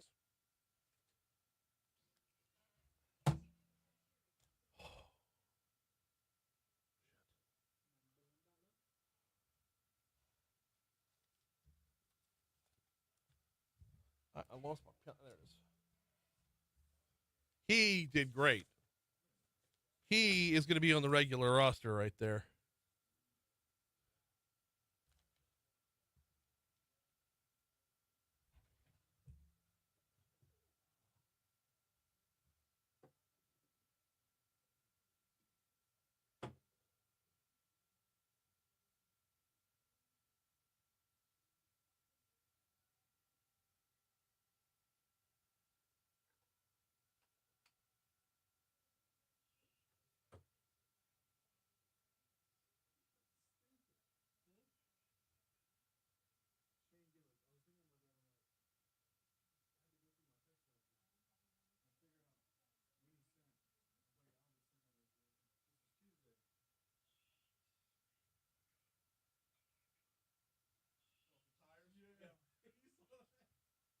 I can't get enough of that show.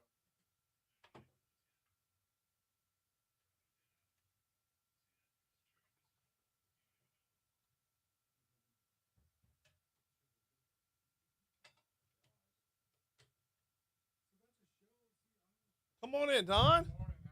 I'm golden, brother. How are you doing?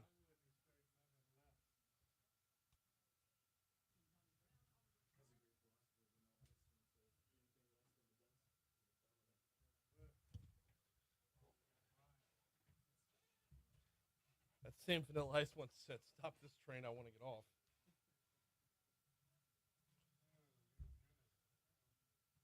What? You went limp?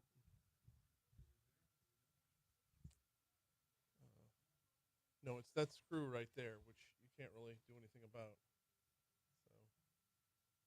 So we'll get it. We'll get it set once you get settled in.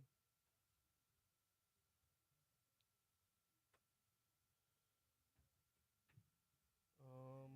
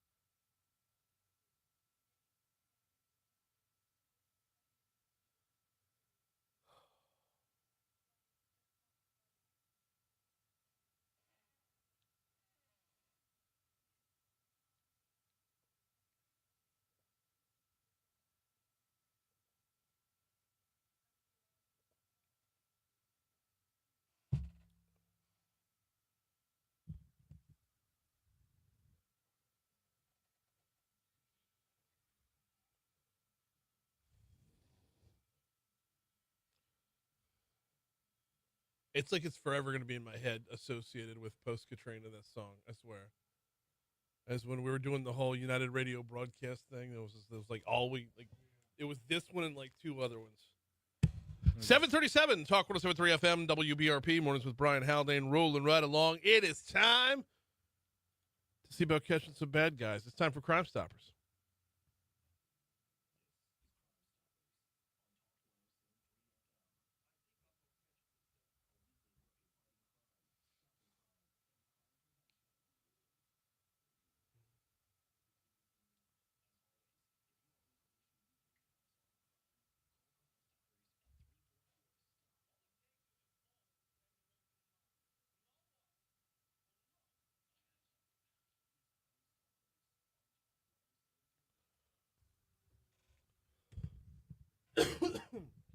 Yes, it is time for Crime Stoppers, and we welcome in Lieutenant Don Capola as we do every single week. How are you? Hey, good morning. How are you? I'm kind of craving a Subway sandwich.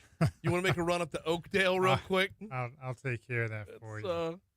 You saw that story? I did. Arrested as a Chiefs of Police conference, no less. Yes. That's a hell of a place to get picked up. I tell you what, wow. And as the details come out, it just keeps getting juicier and Oh, juicier. it does. It So does. good. But those bad guys have already been caught. So They we're have. gonna get around to some folks that we're looking for in short order. I do want to start off though with I believe we are going to be giving away 10 pairs of VIP tickets to an event that y'all have coming up. Yes, the concert that's coming up. Mhm. It should be a great event, something that has not been done before that I'm aware of. So yeah, it's going to be nice, and we hope everybody, if you don't get a chance to win the tickets, purchase tickets. It goes to Crimestoppers. Yeah. Good event. Well, okay, so I'm gonna phrase it this way: don't wait on winning the tickets. Go ahead and buy your tickets now. It's Ned Fasulo and his orchestra, and it's a tribute to Bobby Darin's music. So super duper looking forward to the set list. Super duper looking forward to the whole show. Ned is always just crushes it, right? Oh, he crushes And it. by the way, the folks at Rev are supporting this, so they're on board. We're just all things are pointing towards this going to be a great fundraiser for Crime Oh, Stoppers. absolutely. A great time, a great night. It's on Saturday, August 2nd. So we'll be giving away tickets to start off next week. Good. But good. don't wait on the giveaway. Do this. Go buy your tickets. And then if you win tickets, you can find 2 people to bring with you Absolutely. and give them away to somebody else. Make it a date night. Hell yes. Enjoy some dinner. Absolutely. Go to a nice concert. Absolutely. And know while this is being taking place, you're benefiting a great organization, and absolutely. Yep. So, and that, like I said, it's Saturday, August 2nd at the LSU Union Theater. It's a salute to Bobby Darin, presented by Rev, and of course, it benefits the Capital Region Crime Stoppers. So, just everything's rowing in the right direction for this just to be an awesome night from start to finish. Absolutely. All right, what we got going on today? Well, today marks the 9 years. Yep. Of 4 law enforcement officers that lost their life as a result of the incident. So it's a little somber day, but keep those families and friends in your thoughts. Yeah, it was 9 years ago today that Evil was given a name, and that name was Gavin Long. Yes. Man, it will forever be embedded in my in my mind. Like what it was a Sunday morning. It was Sunday It morning. was Sunday morning. We were on our way to church. Yep. Okay. We go to Our Lady of Mercy, but we live in Sherwood, right? Because our kids go to school, so our whole lives are going to be within the parish. To be within the school church, we want to be a part of the whole community. So we take Goodwood Boulevard to church, right? And we come through Sherwood, we come through Broadmoor, we come to a stop at the red light at Goodwood and Airline, right there by police headquarters, where for the previous month and a half, you saw protests outside. Right. Well, maybe not even a month and a half, not that long, but it had been a couple weeks worth of protests outside. This was, early on a Sunday morning. And as we come to the red light, the guy in front of us ran the red light, making a left on the airline. Mm.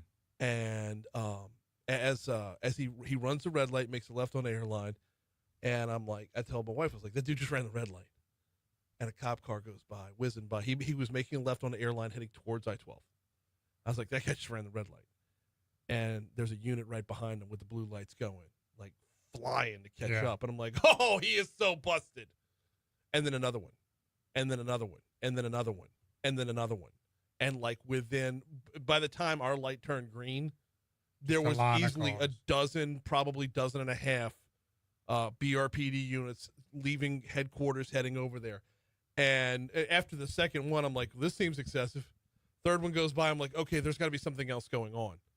Well, we go to Mass, and as we're in Mass, we have a number of law enforcement officers that are members of our parish, and you can hear some of the murmurings going on. A few text messages getting alerted during the middle of Mass that, and nobody knows what's happening yet. And then as we get out, we start, as we congregate outside, we start hearing the news, hearing what's going on. And it was still like active shooter situation at the time. Yes. And it was, the tragedy hadn't sunk in yet because the fear was still there. So just as that day played out, Don, I don't know if I'm ever going to forget like how that transpired over the course of the day. It's unforgettable, and again, lives were lost, officers were injured,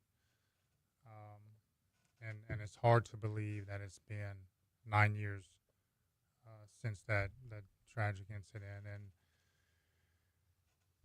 so, what can you say?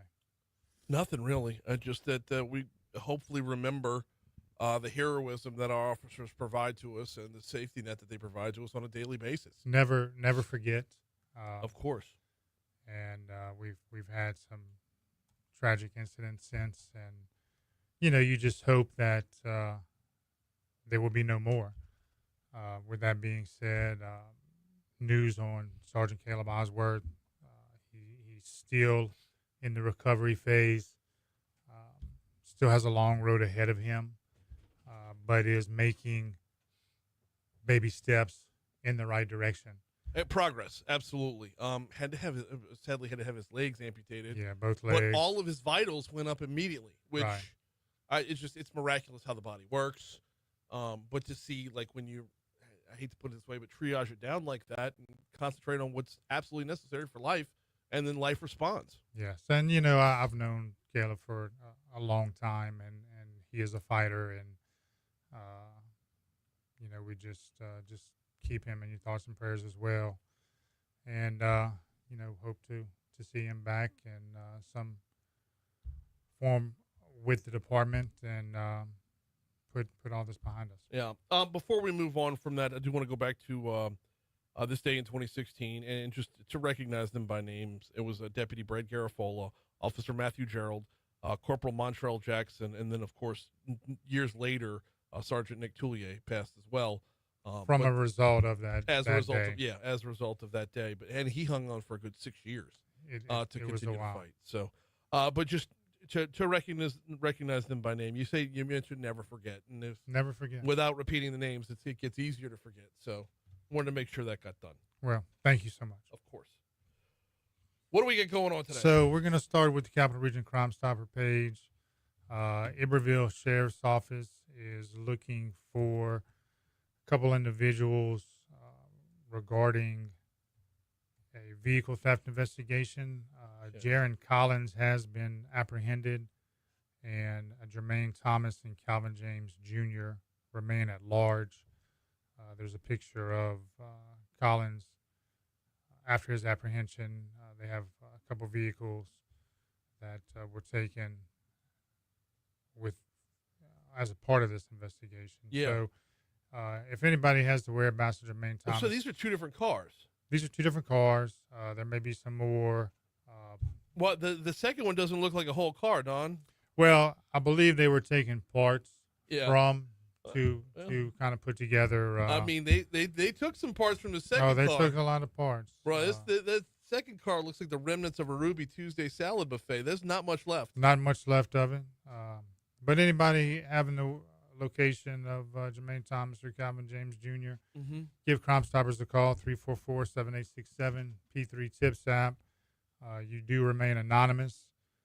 Livingston Parish Sheriff's Office is looking for an individual. There's some good photographs of this person for an auto theft and some vehicle burglaries in the Livingston Parish area. So this was one auto theft, 6 vehicle burglaries involved in the investigation. It was a Middlebrook Way subdivision that's out in Livingston Parish. And, yeah, the photos here are really, really good. Really good. Good Yeah. photos. So somebody out there knows who this is. So we just asked them to do the right thing, pick up the phone, go to your P3 Tips app and get us some information we can pass on to investigators. Moving along into Zachary, Madison Renee Allen is still missing. Mm-hmm. That investigation remains ongoing, so we just wanted to repost her Okay. if anybody has information on her. Some good news. Andre Weatherspoon, we talked about, was warned by the East Baton Rouge Sheriff's Office on the charge of second-degree murder and battery of a dating partner. Okay. He has been apprehended in Ozark, Alabama. No kidding. A Crimestoppers tip assisted in his location. Anonymous tip came through. We work with different programs. We mentioned it before with the murder for hire that Iberville Sheriff's Office had working. He was apprehended in Mississippi. Well, Weatherspoon was apprehended in Ozark, Alabama. And so just know that if you have information and maybe there's been some time that has passed, that doesn't mean it's forgotten about. Well, no. And one of the things that we've learned, or one of the things that I've learned in doing this segment, is as time passes, people can get careless. And as people get careless, they can open their mouth. And when they open their mouth, they might say something that probably they shouldn't have if they wanted to stay incognito. Exactly. And just know that it doesn't matter. Crimestoppers is here. Crimestoppers is anonymous. We can't thank you and the community for all you do to have kept this program going for over 40 years, and we want to see another 40 plus years and continue doing the same thing. Absolutely. And in the meanwhile, coming up, not this Saturday, but actually 3 Saturdays. No, not this one or next one. It's the one after. Okay, yes. Yeah. So August 2nd. Saturday, August 2nd. Ned Fazzulo and his orchestra bringing you the set list is all Bobby Darin. It's tribute to Bobby Darin. It's going to be nice. Good. Gosh, it's going to be so good. Cannot wait. So it's available on Capital Region Crimestoppers. Capital Region Crimestoppers website. Good deal. And we look forward to seeing you there. He is Lieutenant Don Capola. We do Crimestoppers about this time every single week. Always appreciate you, brother. Thank you, sir. Thank you. It's 7:50 at Talk 107.3 FM, WBRP. Quick break. We'll talk about the storm next. That went fast. No, of course. I'm glad you did. Yeah. So they just talking about some rain with this and not as much as they thought. And It's a nothing burger. But It's. I hope the rest of the year is nothing. I don't feel like dealing with that. I have a feeling the back end of August, before the before the ocean starts to cool down a little bit, the back end of August is going to be just coming off the coast of Africa, one after another. No telling where they go, but I think we're going to see like a 2-week span where we see 4 or 5 named storms within 2 weeks. Well, not that I'm wishing them on anybody else, but I hope they're not here. No, fish storms, man. They form, they rain themselves out in the Atlantic, and they're done.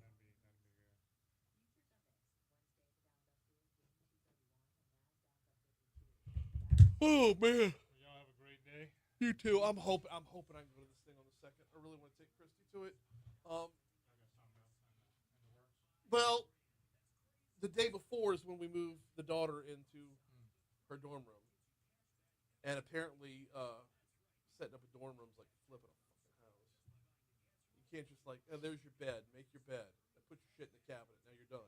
Like when I moved into a dorm room, it was 2.5 hours. Yeah, but I mean, and we're doing it on Friday, so yeah, we're not. We don't plan on staying, but I've got the sneaky suspicion that like we're not going to be done. So Yeah, and it's funny to add to what she's saying. When I was at the dorm in Southeastern, it's just like, here you go. yeah, Fend for yourself. yeah. You know, it's not like No, it's You here's your bed, here's your Yes. locker. That's not even a full closet. It's just a locker, basically, and then you hang up your Janet Jackson booby poster and you're done. What? I had the poster with the Janet Jackson. I mean, all right. No, you didn't have that. You had that Pulp Fiction poster, Pulp Fiction. Reservoir Dogs movie poster. You may not be old enough. Yeah, I mean, I was a kid, but still. You have a good day. Thank Especially you. like You too, Don. Later on. Just, I'm the only one. Sure, why not? Fine. No, there's No, definitely it's people fine. that I'm the just only one. I'm the pervert. like, no.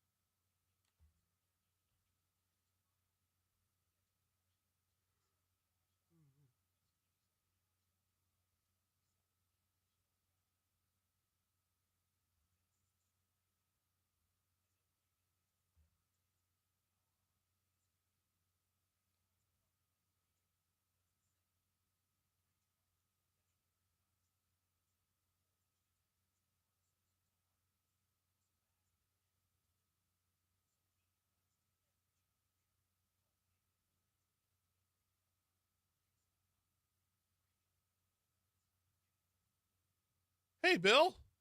We're here. Awesome. Yeah. Who all's coming in? Oh, okay. All right. Quinn Kaufman needed to do an interview for the paper, and he said, "Well, I have to be downtown at 9." I said, "Well, we're going to be in Haldane's studio at 8:15." So he's interviewing Engwade right now. Perfect. Two birds, one stone. Then we walk over to Condon. Condon Yeah. expecting us. Yeah, he was asking who How was the hell coming in. have you been? Been all right. Been all right. Plugging along. Looking good? Feeling good? Trying to stay vertical. 2 weeks. August 1st, she moves in. You know, it's kind of crazy because St.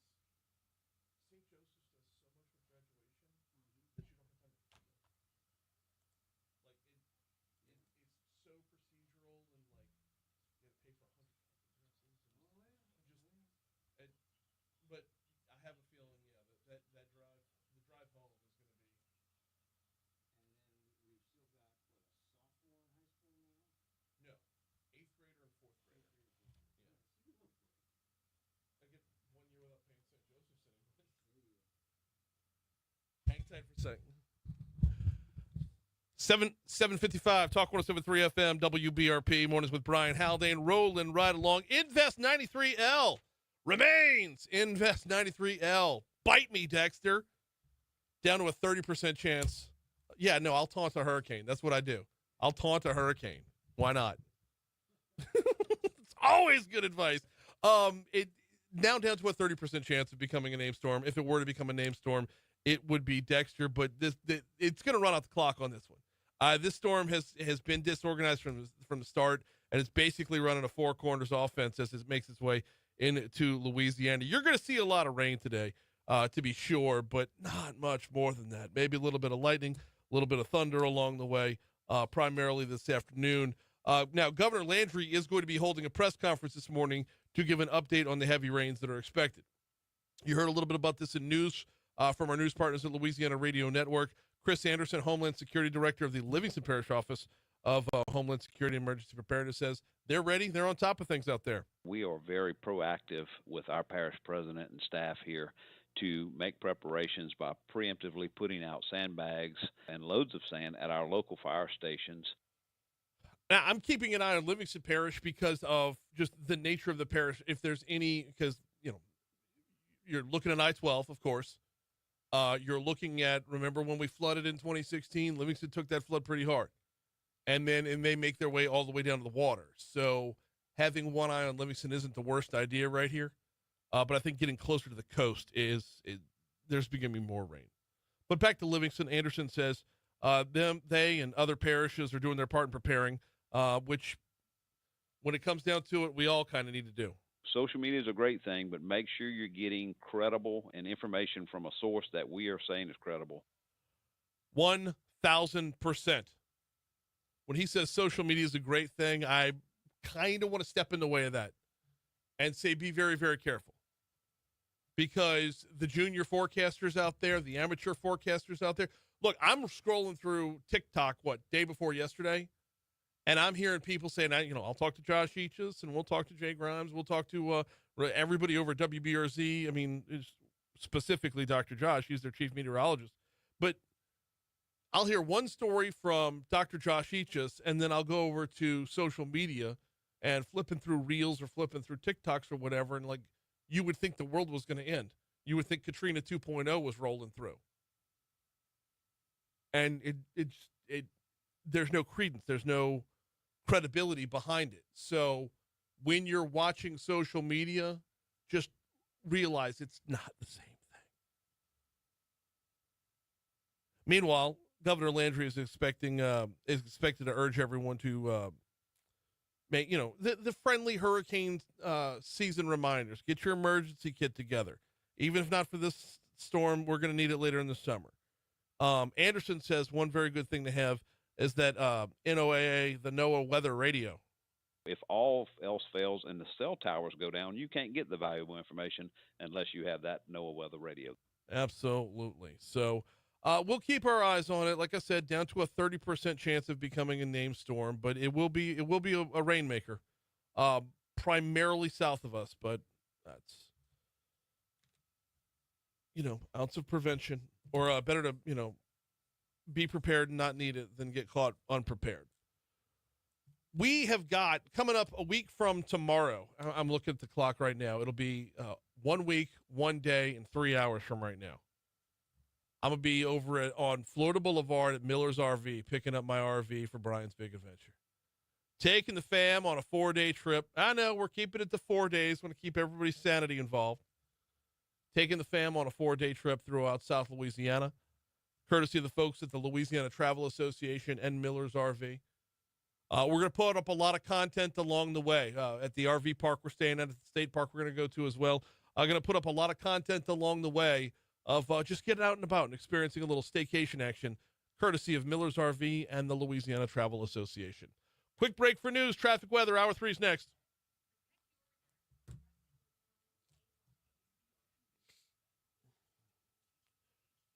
All right.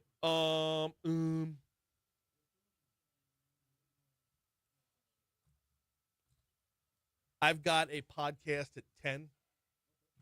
So y'all have a good solid hour.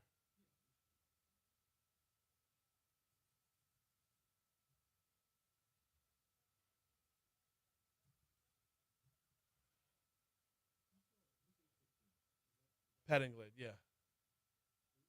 Pat Englade with the Capital Area Law Enforcement Foundation.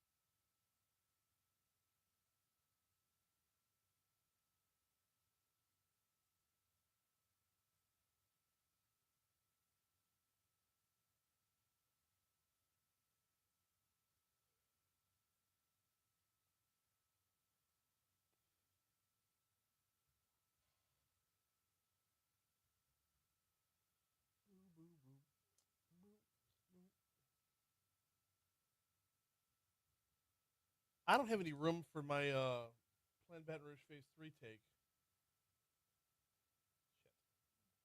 I'm blowing out the outside in. Until that segment gets a sponsor, I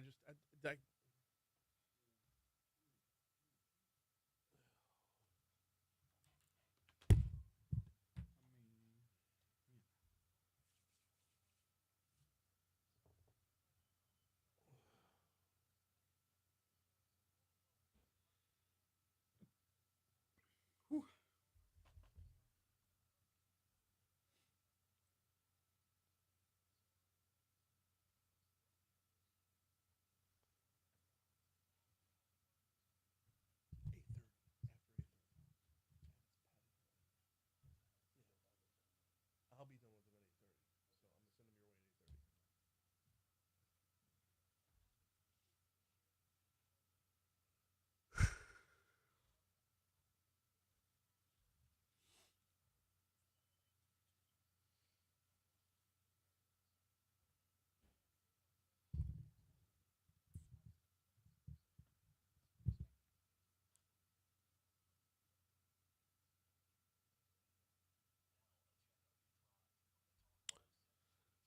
Kimberly Powers says, I'm excited for your trip. I love the partnerships and state park exposure. I'm also here for the Haldane bloopers.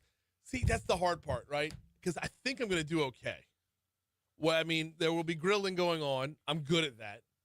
There will be fishing going on. Me cleaning a fish, I'm used to be real good, but I can't tell you the last time I went fishing. I haven't been fishing in a decade. So, yeah, there might be some bloopers to be had on that front. I really don't like the idea of those bloopers because there's a knife involved. So we don't want Nine Finger Haldane coming in on the back end of this trip. Brought to you by Lake Urchin Care.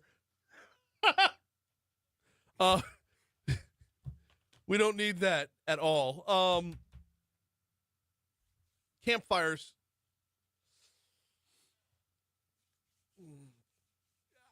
I'd be lying if I didn't say so. Like, yes, I've lived in Baton Rouge my entire adult life, but I grew up in Covington. So there's a little bit of country boy in me. I mean, yes, transplanted yet, absolutely. But there's a little bit of, hey, y'all, watch this. So. We're here for it, man. We're here for it. Yeah. Oh. But I'm going to share it all. Whatever gets caught on camera goes. There will be no editing. So.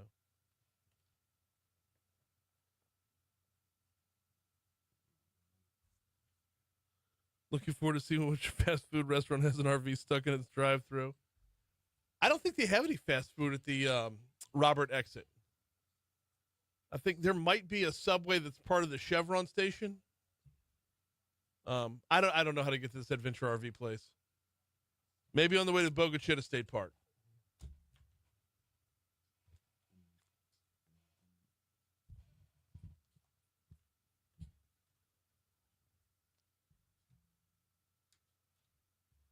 I'm just saying I have the experience. It's been a minute. That's all I'm saying. No, I mean, it's been like I grew up like in Covington. When I was growing up in Covington, it was the woods, right?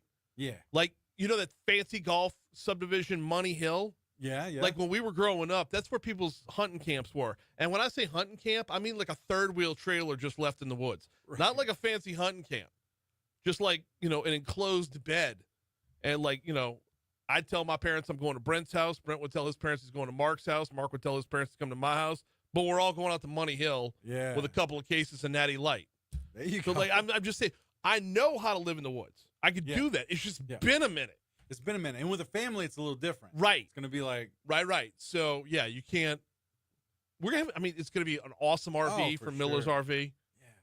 Just, I'm ready for it. I'm ready. We got a week and a day. A week and a day.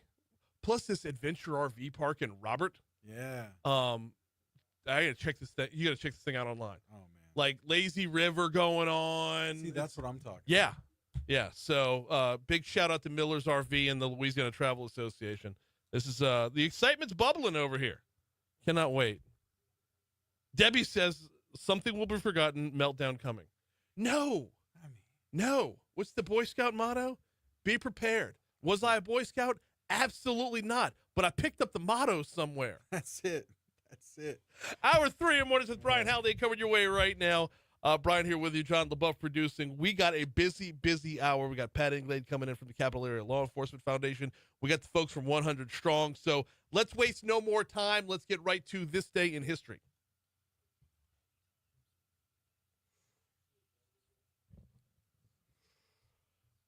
Back in time.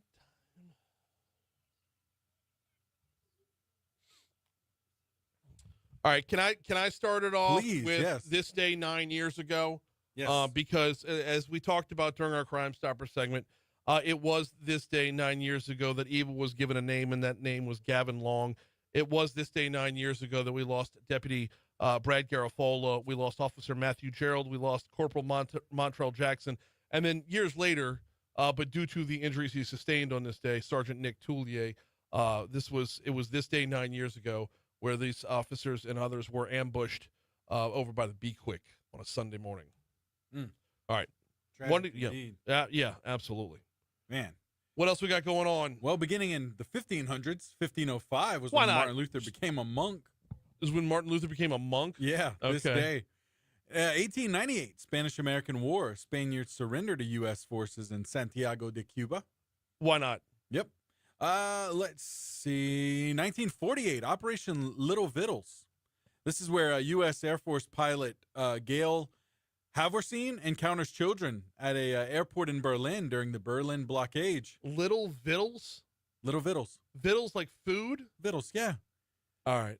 He gives them, giving them the idea to drop candy. Sure. So, yeah, the pilot goes, Little Vittles. All right. 1975, the historic handshake in space, where NASA's Apollo 18 and Soviet Soyuz 19 makes first U.S. and USSR link up in space. All right. That happened. I just have this vision of like Little League games, you know. Good game, good game, good Yeah. game, good game, good game, Yep. good game. Yep, that's it. Hey, 2017 was when Kermit the Frog, Steve Whitmire, was fired from the Muppet Studios. Oh no! Yeah. Oh, no. Citing unacceptable business Was conduct. it Kermit the Frog doing a Christopher Walken? How did you cross those two over? No. Oh, no. No. Well, this is Kermit. the Muppets. It's getting Gangs worse. of It's New getting York. worse. Keep it moving.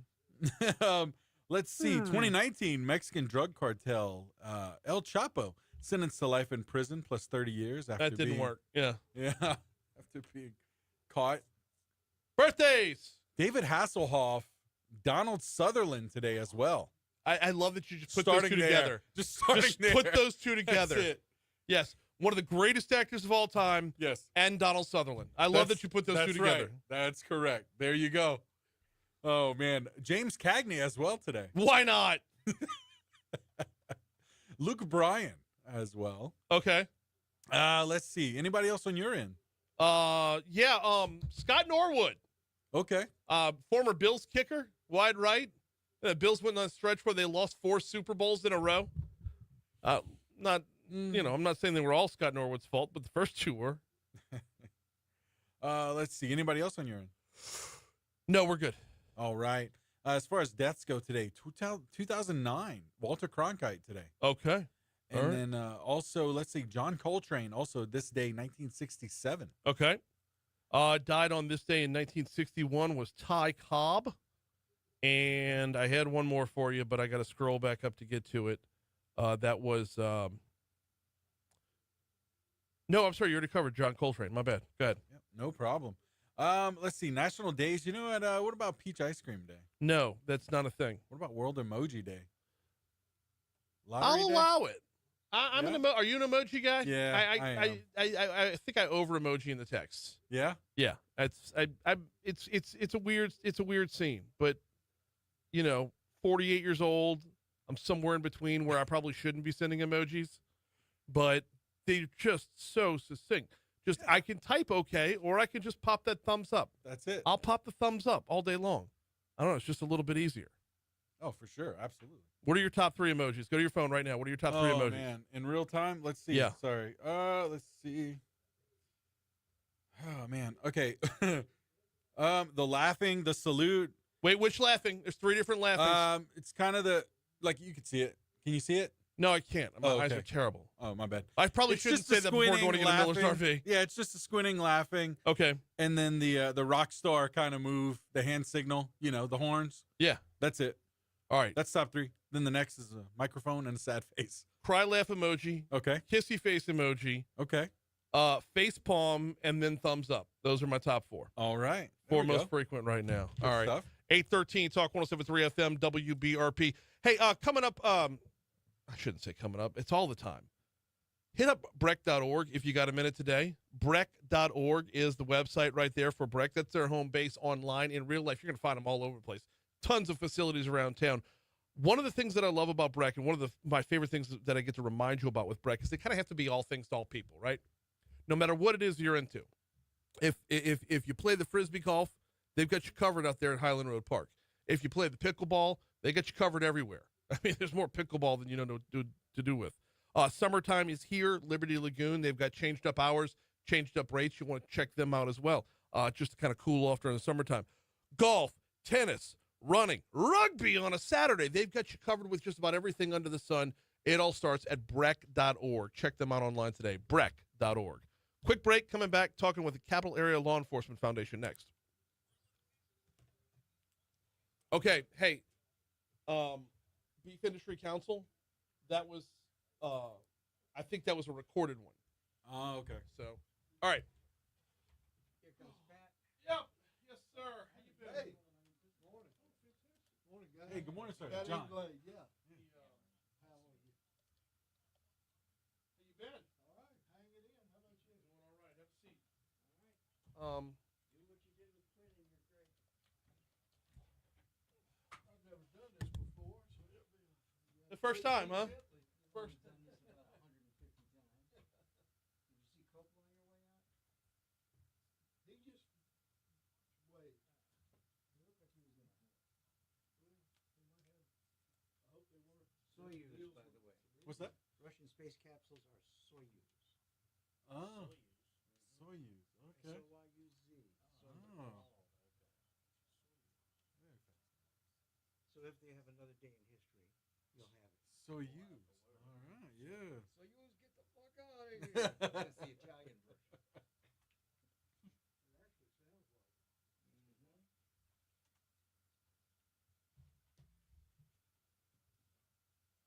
it. Y'all still at Mercy? Yes, we are. We got one out. Mine got out. He's going to my same line. Okay. Yeah, we got one done. We got one in 8th grade, one in 4th grade.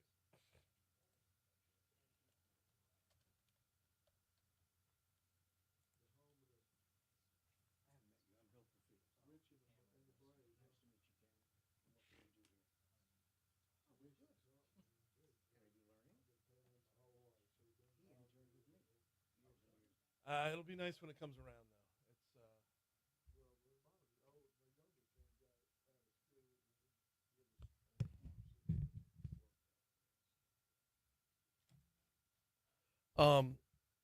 We're gonna start with just the back end of what Caliph does, Okay. and then move around to the bourbon auction. 8:16. Talk 107.3 FM WBRP mornings with Brian Haldane, rolling right along. Time to pivot our focus, and I really can't imagine a better day to do this. To pivot the focus, to speak with Pat Inglade. He's with Caliph. How are you, sir? How you been? Good. It's been a minute. It's a solemn day. It is. That's the way I feel about it anyway. I mean, we just recapped everything in our This Day in History. It was 9 years ago today. We had our Crimestoppers segment earlier today, and I had Lieutenant Don Capola in. I was just telling him as we saw the story unfold in real time. Like, we were on our way to church. Yeah, everybody it's one of those dates in history that everybody remembers. Yeah. Where you were. Yeah.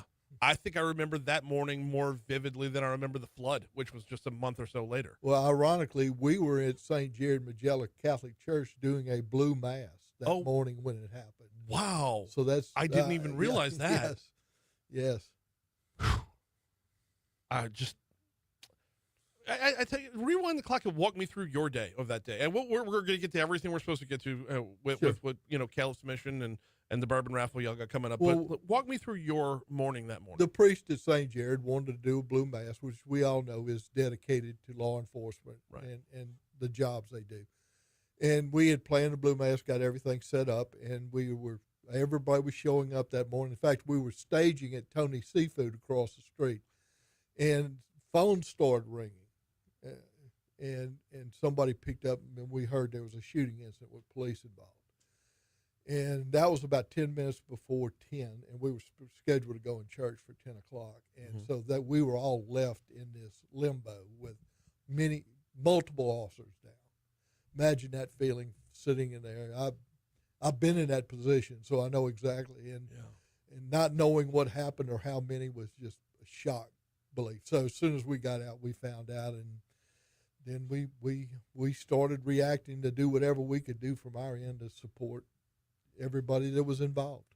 Yeah, and the dissemination of information, it was in hindsight really quick, but at the time every second felt like an eternity. Well, the information was going out so rapidly, and people didn't know if the shooter had been caught or it was still going on. Nobody, it was madness that morning, really. Yeah.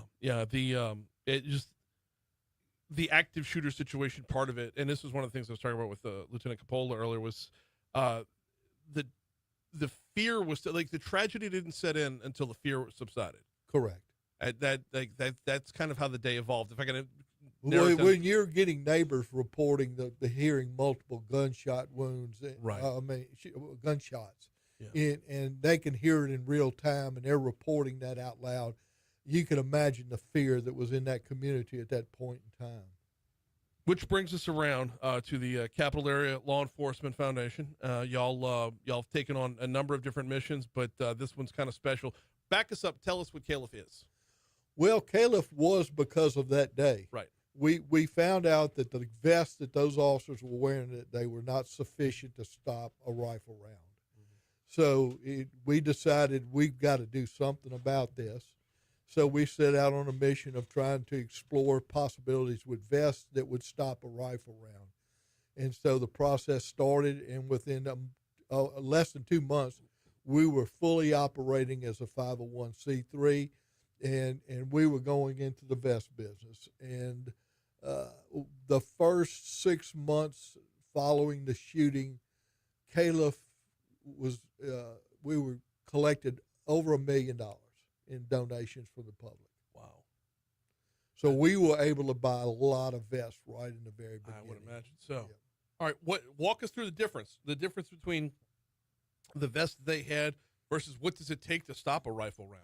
It's not the material that you see on the outside. That's what they call the cover. The magic happens inside where the plates are.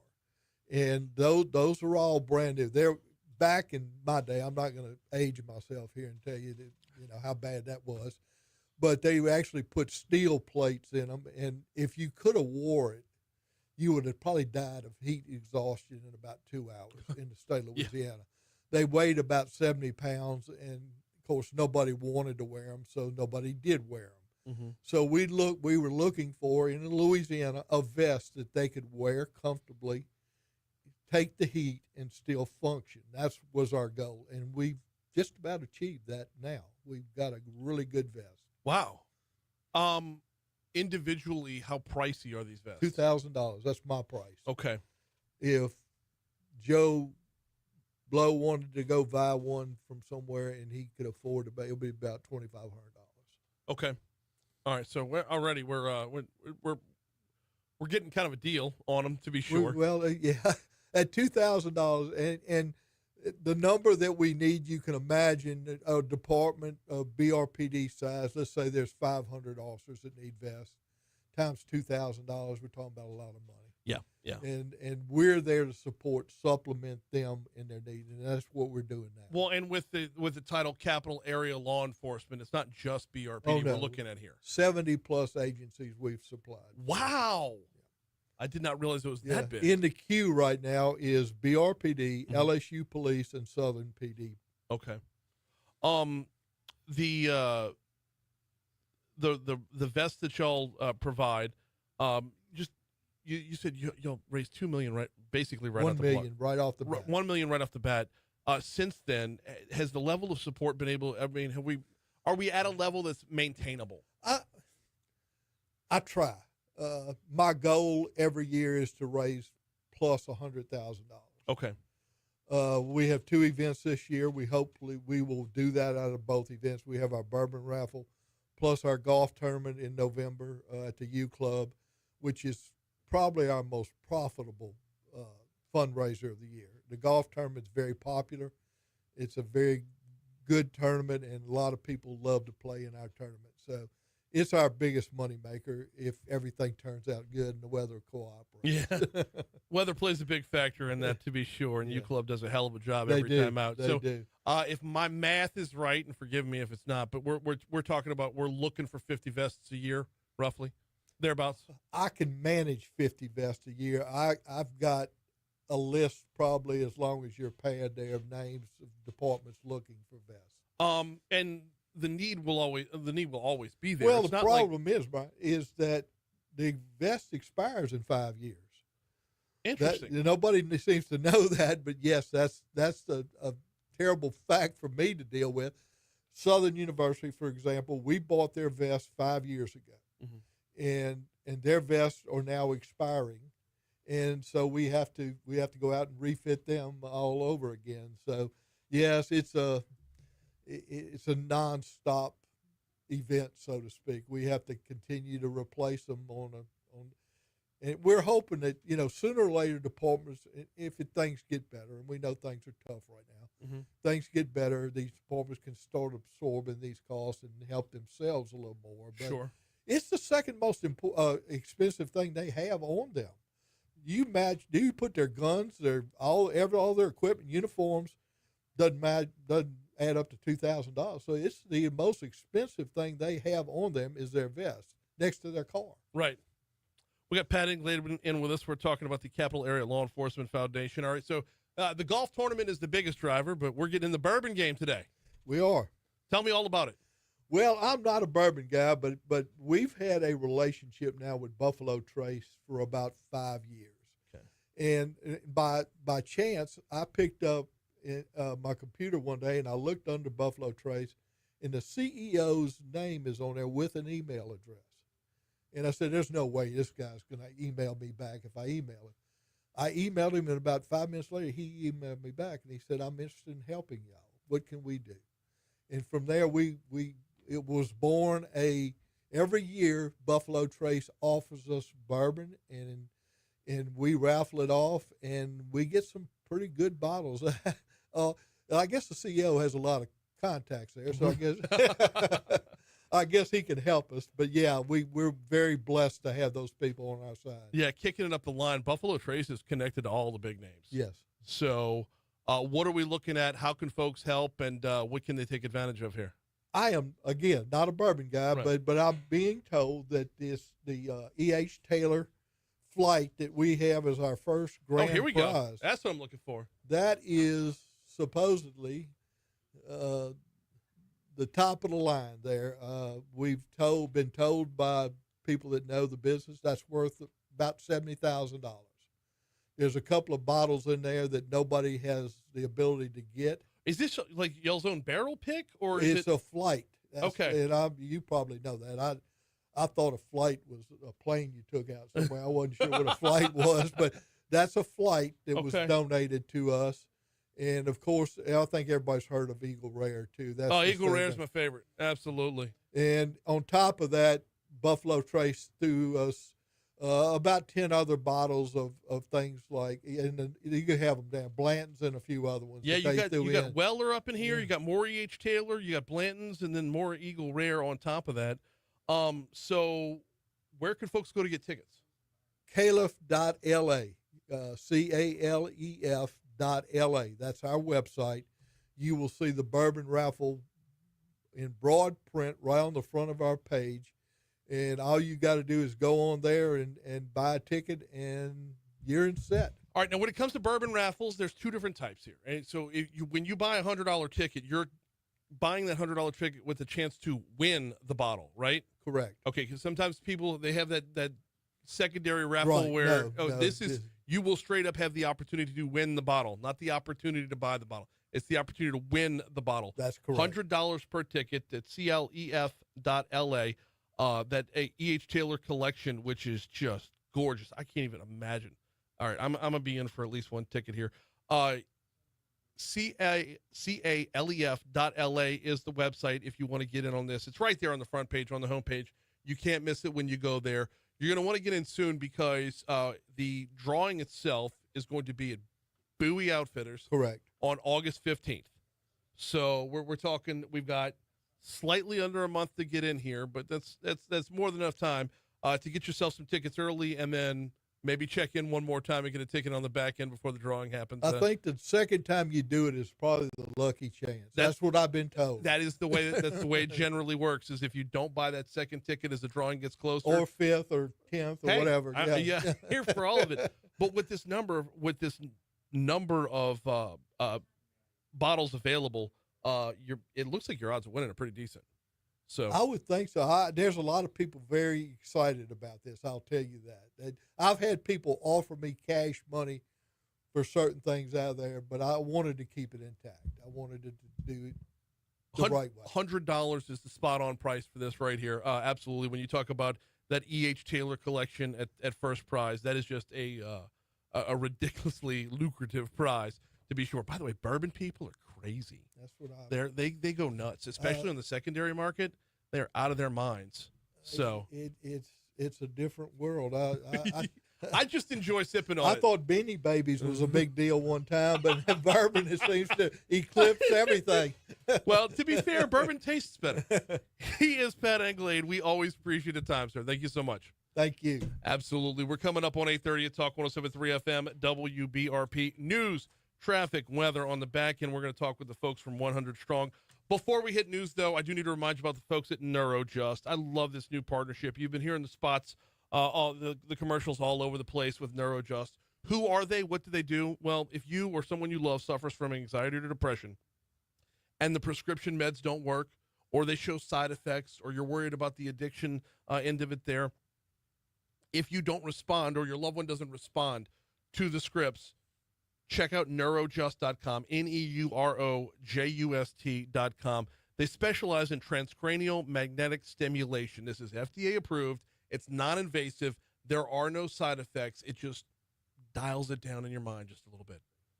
Learn more at neurojust.com. Here comes news. I think I might have to try that if it calms me down that much. I'm really, really begging to put. Good at this. I was talking to him. Hey, look at this. Look at this. Is that the same chair from the day the station started? Yeah. I believe this is the same one. This is the one I use. Yes. Yeah. Yeah. Here we are, like, Well, at least you got a nice coffee and sitting area now. That happened about 2 months ago. Don't bitch. No, I'm not. So anyway, thank you. Always appreciate If you want to talk airport governance, I do. Thank you. Yes, absolutely. Thank you. I I didn't know if appreciate you it. knew I had been. I did not know. elected, So, airport was doing lives with me for a minute and then just stopped. Well, they cycle in, cycle out. I Okay. guess. Yeah. Yeah. But yeah, I got Yeah. big fan. All right. Thank you. Always, Bill. Appreciate it.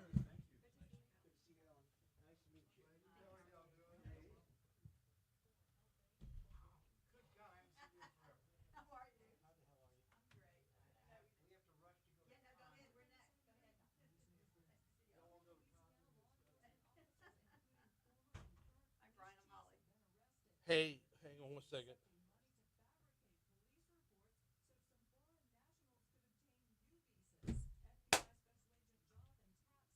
I thought somebody was going to be physically in the room. Hey. No, all good, all good, all good. I just had to take some photos. Nice to meet you all. Come on in.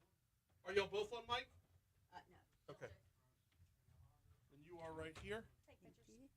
Yeah. Tag me wherever they're posted, please. You got it. What's your real job?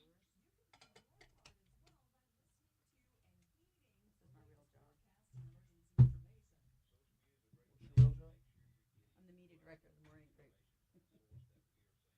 Oh yeah, that part I knew. You did good. Your pay job. I thought you. Yeah, I thought you were going in a different direction. No. Like that's my real job, and it was be like a picture of a dog or something. How are things at the Moran Group? By the way, we're always on Facebook Live. Fabulous. So- I listen to you every morning. Always have. I appreciate that. These chairs are getting away from me.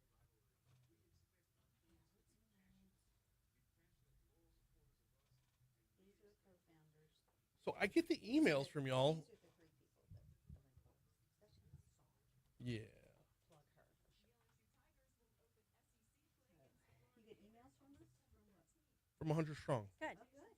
Yeah, I'm somehow on the email list. Well, I'd love for you to come. That's It is incredible. In fact, was that Caliph? That was his name? Yeah. They were our very first meeting that we had. they are. Pat is doing the Lord's work. I love him. I bought a ticket last night. He was not able to be. For the bourbon raffle. I did. I love his comment. Bourbon's the new BB baby. So true. I sent it Is to that not true? multiple people, and I know they all bought tickets last The night. bourbon people, the secondary market bourbon people, they just burn money. I don't like. I love sipping on good bourbon. I absolutely do. Eagle Rare, my absolute favorite. And they've got a double Eagle Rare on their second prize. So I'm probably going to buy a ticket. But It's a good donation. it is. But yeah, you get those bourbon people in that secondary market at the Everybody. auctions and whatnot. They're crazy. Is it about right? Yeah, My, son-in-law's one for sure. His bourbon. I got a bottle of Weller. I don't remember what kind of Weller it was, but it was like you got the Weller 12 that everybody loves. This is the next more rare after that, Moscona Yeah. from 104.5. He's like, Haldane, you don't even know what you have. He says, Well, tell you what, He knows his bourbon. I was. he brought in a box of like 8 different bottles to trade with me, including 2 other Wellers that weren't to that level. And I'm like, I'll take a trade. My Sure. son-in-law got the #1 pick for Rouse's bourbon baskets Black Friday. And it had Okay. Pappy's in it. Okay. He knew exactly what he was going for. It's like a $5,000 basket. Yeah, I just give me some brown water to sip on. That's all I want. that's it. Well, thank you so much for helping us with this. We just want to spread the word, and the more people we're there, the more money we can raise. Yep. It's incredible. That's the aim.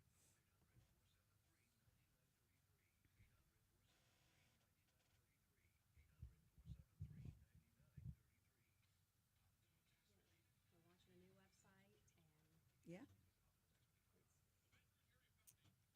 The Baton Rouge Area Foundation wants to work with us.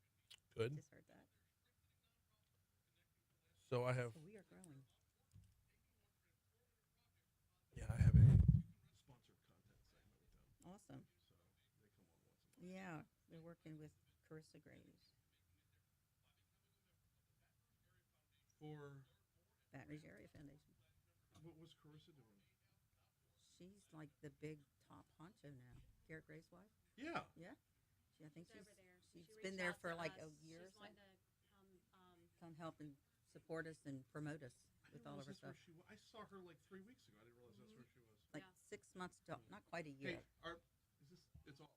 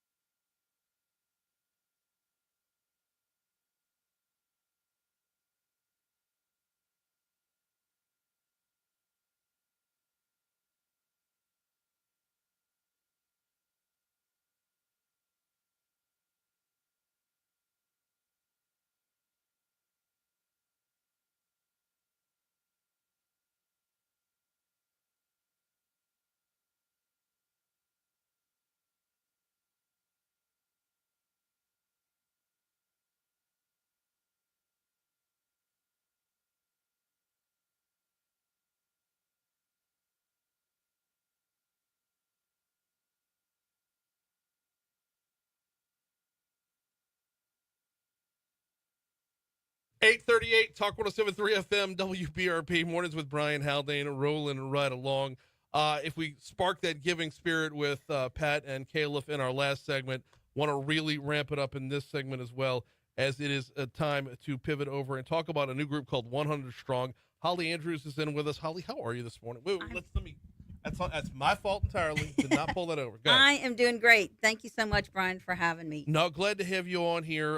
So you and Sandra Lane and Amy Andrews team up to bring us 100 Strong. I love the origin story here. I love the backstory of how this all came together, and more importantly, why it came together. Well, first of all, why it came together is that we were actually invited to an organization, a meeting in New Orleans of a very similar concept. And we were asked to speak on behalf of a nonprofit. And that night, we were the selected nonprofit, and everyone donated $100. And we walked away with $7,000 for this local nonprofit in less than an hour. So, of course, on the way home, our minds are just going and going and going. It's like, we've got to bring this concept to Baton Rouge. Mm-hmm. So that's the birth of it. We adapted it for Baton Rouge, which is why it's 100 Strong. And really what it is 100 Strong is a fundraising organization that raises money for local nonprofits. So what sets us apart is that there's no membership fees, there's no dues, there's no monthly meetings, there's no committees. You don't have to get auction items and door prizes or any of that stuff because nobody has time for that, right? Right. And so we meet 4 times a year, once per quarter. We meet at night at 6 p.m. At Oak Lodge, and you nominate nonprofits, and we have 3 local nonprofits that will present their organization at the meeting. Mm-hmm. And then you vote on your favorite nonprofit, and then that selected nonprofit receives a $100 donation from the attendees at the meeting. So each attendee at the meeting. Each attendee at the attendee. So obviously, 30, $3,000, 50, right. And so our goal is, number one, to get to 100. Okay. People at a regular meeting to walk away with $10,000. But we may have 20, we may have 30, we may have 50. Mm-hmm. But the 100 Strong also means that your $100, everybody says, well, that's nothing. My $100 isn't going to do anything. But when you power it together, right, it is incredibly strong. Right. So that's the beauty of this. So what ends up happening is once the vote happens, all the money's pooled together for the winner. That is now, correct. If you want to make a separate donation to whatever, you're more than welcome. Like for example, coming up on the 22nd is y'all's next meeting. It's going to be Keep Tigertown Beautiful, Epilepsy Alliance of Louisiana, and Blossom Cares are the 3 nonprofits that are going to be fighting Royal Rumble style. That is Not correct. really. That is correct. No, don't say that because Jennifer will bring weapons. She will bring. But those are the 3 that are going to be competing. So, like, if I voted for Keep Tigertown Beautiful, but Epilepsy Alliance wins, Epilepsy Alliance gets the big pot. Correct. But that doesn't stop me from helping out Absolutely. Keep Tigertown Beautiful. So that's the beauty. Number one, it's all transparent. So we have an electronic ballot that is sent to your phone, Mm-hmm. to where you vote on your phone and in real time. So the attendees get to say who the winner is. So it's up and up. It's Right. above time. So these nonprofits are so powerful, emotional, and impactful that they tug on your heartstrings and you want to give to everybody. Mm-hmm. So there are several people who donate $100 to all 3, Right. or they may donate $50 or even $25 to the others. So they all benefit, but everybody walks away a winner. And the great thing about this, Brian, is that we post all 3 of them on our social media platforms, just because these are small local nonprofits. Right. And they don't have the money to get this exposure. But one of our outdoor media partners is Media Choice. And each one of these 3 selected nonprofits, whether they win that night or not, will get 6 digital billboards. It's 3 locations, front and back, for 2 weeks. Standalone. They don't share it with anybody. It's just them. And it creates unbelievable awareness. It's about a $2,000 value for each one of them. Okay. One of our nonprofits, a television station, actually saw their billboard, called them, and did a great story on them. Increased their membership, got people some volunteers at their event, and they were not selected that night, but they raised $500 for them. Mm-hmm. And so they were able to finish this great event that they had that they didn't have enough funding for. So everybody's win-win.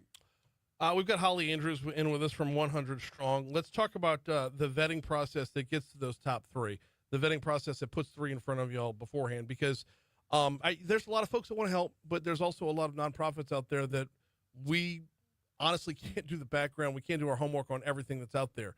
How do folks get in front of y'all to be those three? Right. Well, that's very easy. So you go to our website. It's 100strongbr.com, and it's the number 100, 100strongbr.com. And there is a button that you click on where you can nominate your favorite nonprofit. They have to have a 501(c) nonprofit status. So that's mandatory. Nothing political, nothing controversial. So we do have an all-site group that vets them to make sure they're all legit and up. And then 3 of them are randomly selected to come. And so that's how they're picked. You cannot, even if you're not able to attend a meeting, you can still nominate. You can just go online and nominate until your heart's content. We love that. Okay. Now walk me through the process of what's going to happen on the 22nd. The presentation process, you said it gets very emotional and whatnot. What's in my mind is kind of like, I'm kind of envisioning Shark Tank. No. Okay. So our next meeting is Tuesday, July 22nd. We have networking and a cash bar at 6 p.m. Dinner in the meeting is at 6:30.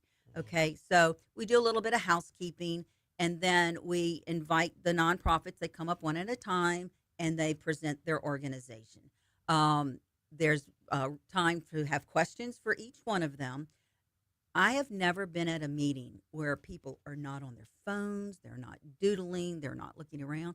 They are so engaged because, I mean, these are foster parents. These are youth suicide organizations, epilepsy, Blossom Cares, which is a women's health care, CASA, things like that. So, I mean, they have such a compelling story.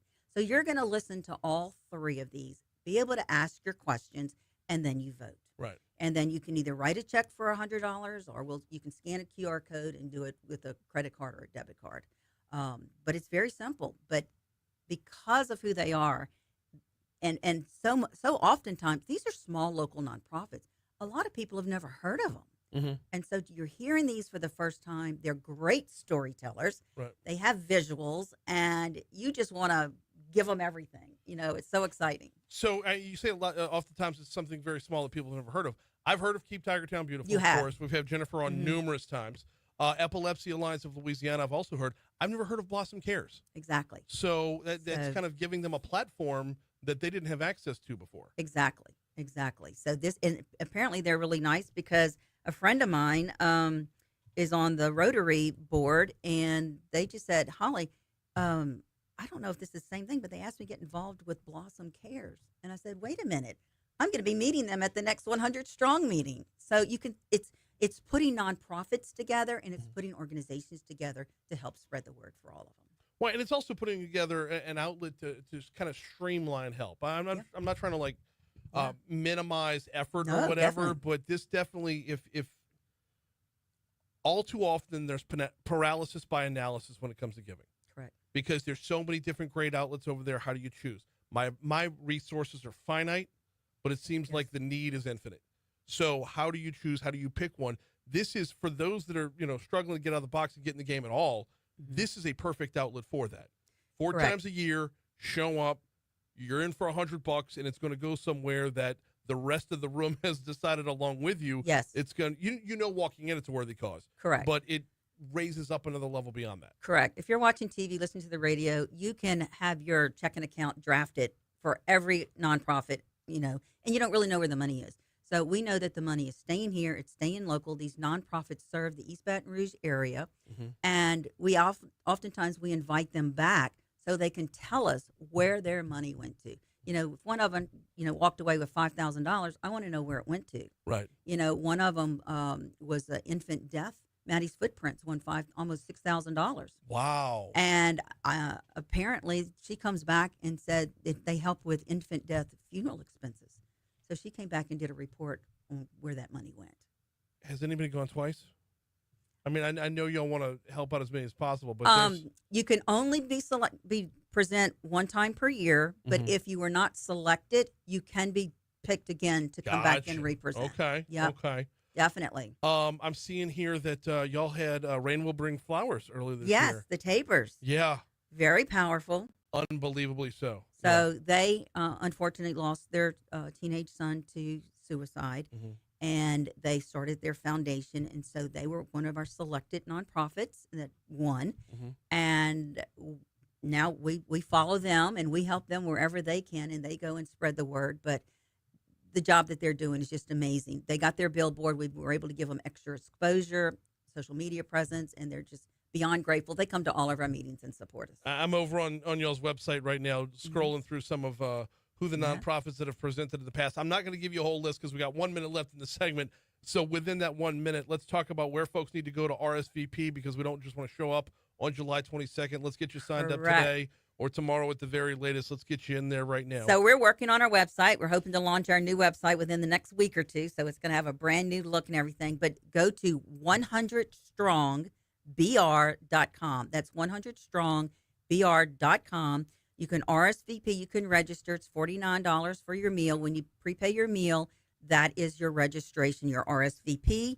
It's July 22nd, networking at 6, dinner and meeting at 6:30. And again, you can listen to the 3 nonprofits, Keep Tigertown Beautiful, Epilepsy Alliance of Louisiana, and Blossom Cares. We hope to see you there. 100strongbr.com. That's the number 100. Don't spell it out. 100strongbr.com. Holly, thank you so much for a couple minutes. Thank you, Brian. Thank you so much. It's 8:50 at Talk 107.3 FM. Here's your money now.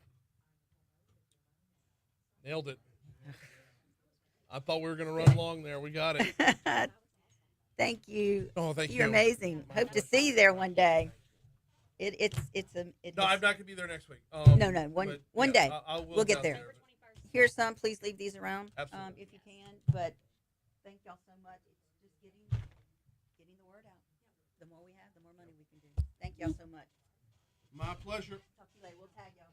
Thanks.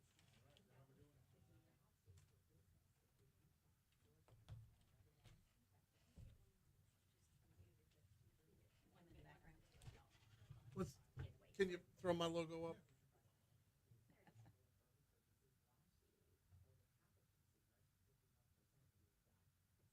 Thanks, Scott. Appreciate it. Thank y'all.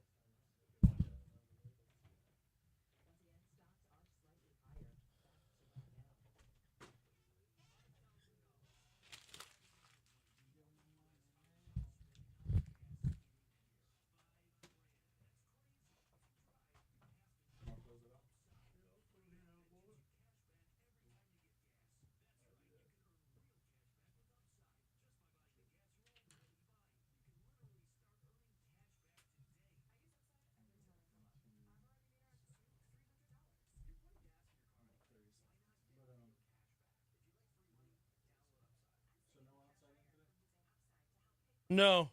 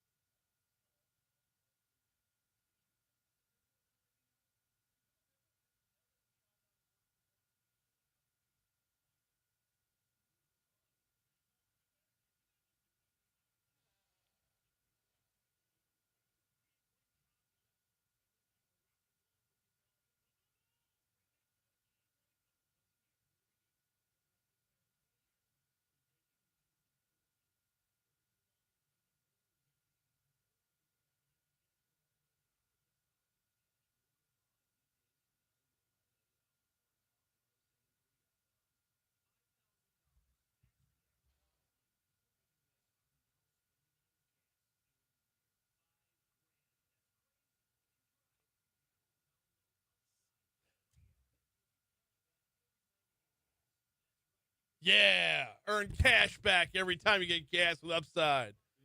For example, right now, if I stop at, well, actually, that's a pretty decent number. If I stop at the Circle K on Government Street, that's midway up, just past, I can earn 14 cents per gallon.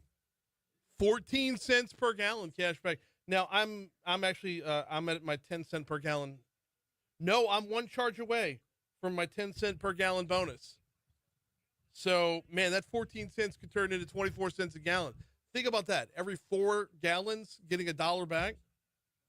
Right now, in my Upside account, I have $36.15.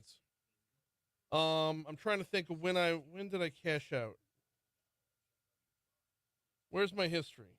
Activity.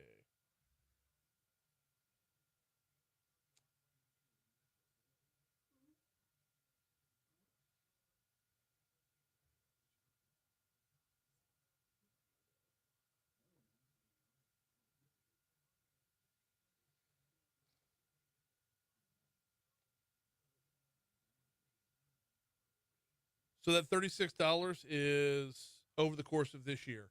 All in, I've made $154.91. But I've been on this thing for 3 years now. So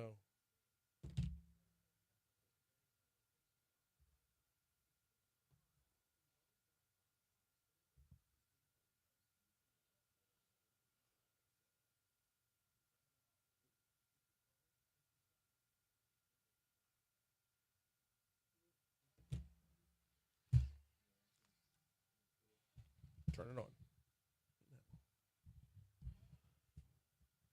8:56 Talk 107.3 FM WBRP mornings with Brian Haldane rolling right along. Been a busy show. Thanks to everybody who has hopped on board today. Franz was in for a bonus legally served.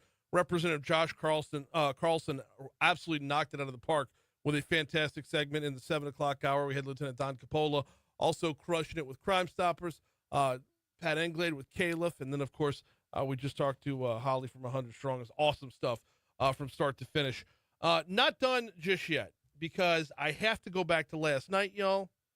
And by the way, tonight you've got Forum 225 has a Plan Baton Rouge Phase 3 meeting. Last night there was a big meeting for Plan Baton Rouge Phase 3 over at the Old State Capitol. I was out there in attendance, and we're learning a little bit more as we move forward about where Plan Baton Rouge Phase 3 is headed. And rather than doing the outside in this segment, I'm going to go ahead and kind of recap what went down last night. Last night, we got a better idea of what people are thinking overall. You had more than 200 folks show up to the first big meeting, giving their input, giving their feedback. You had more than 250 last night, so good to see that on the uptick there. Good to see the interest continuing to rise. But you can't make change unless you show up, right? You can't affect change unless you show up. Show up, give your feedback. A lot of the feedback was about revamping our riverfront. And I've been bullish on this since the beginning, and people think I'm kidding. People think I'm joking around. I want to bring back Fun Fair Park and put it on our levee. And I don't think it's that hard to do. And a whole lot of folks last night, you were seeing there's a big want to revamp the levee, to make more use out of our riverfront. I'm of the mindset, let me give you a comp, okay? Atlantic City, the Steel Pier. Think about that. They've got a number of different Midway-style rides, right?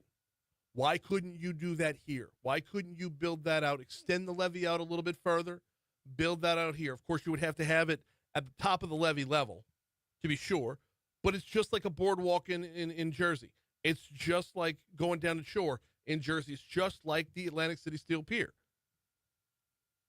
And I think I've been repeating myself so much about Fun Fair Park that I'm starting to grow a reputation for it. Because one of the people responded last night when they were asking about individual things you'd like to see on the riverfront. Somebody put in Ferris wheel. And a handful of people turned around and looked at me. And I'm like, no, that wasn't me. But I'm glad to have somebody else on board with this. Let's get a Ferris wheel. Let's get a carousel. Let's bring back the wild mouse. Remember the wild mouse at Fun Fair Park? I think this is doable, y'all. But the more we're learning about Plan Baton Rouge Phase 3, the more clear of an image we're getting of what's going to come out of it, what's going to be different in downtown Baton Rouge, changing the face of downtown Baton Rouge. It's doable, y'all. It is doable. We've just got to pick a lane, get in the lane, and accelerate in that lane. Now, if I have any criticism at all, it is that I would like to see more emphasis on job creation or making things easier for people to locate downtown, headquarter downtown, whatever the case might be. But from a tourism standpoint, from an overall quality of life standpoint, I've said it before, I said it last night, and I'll say it again. Bring back Fun Fair Park. All right, we got to get out of here. The Moon Griffon show is next. We will be back at it tomorrow. Small Sliders will be in for Foodie Friday. We will see you then. All right, Facebook, we got to get out of here later on.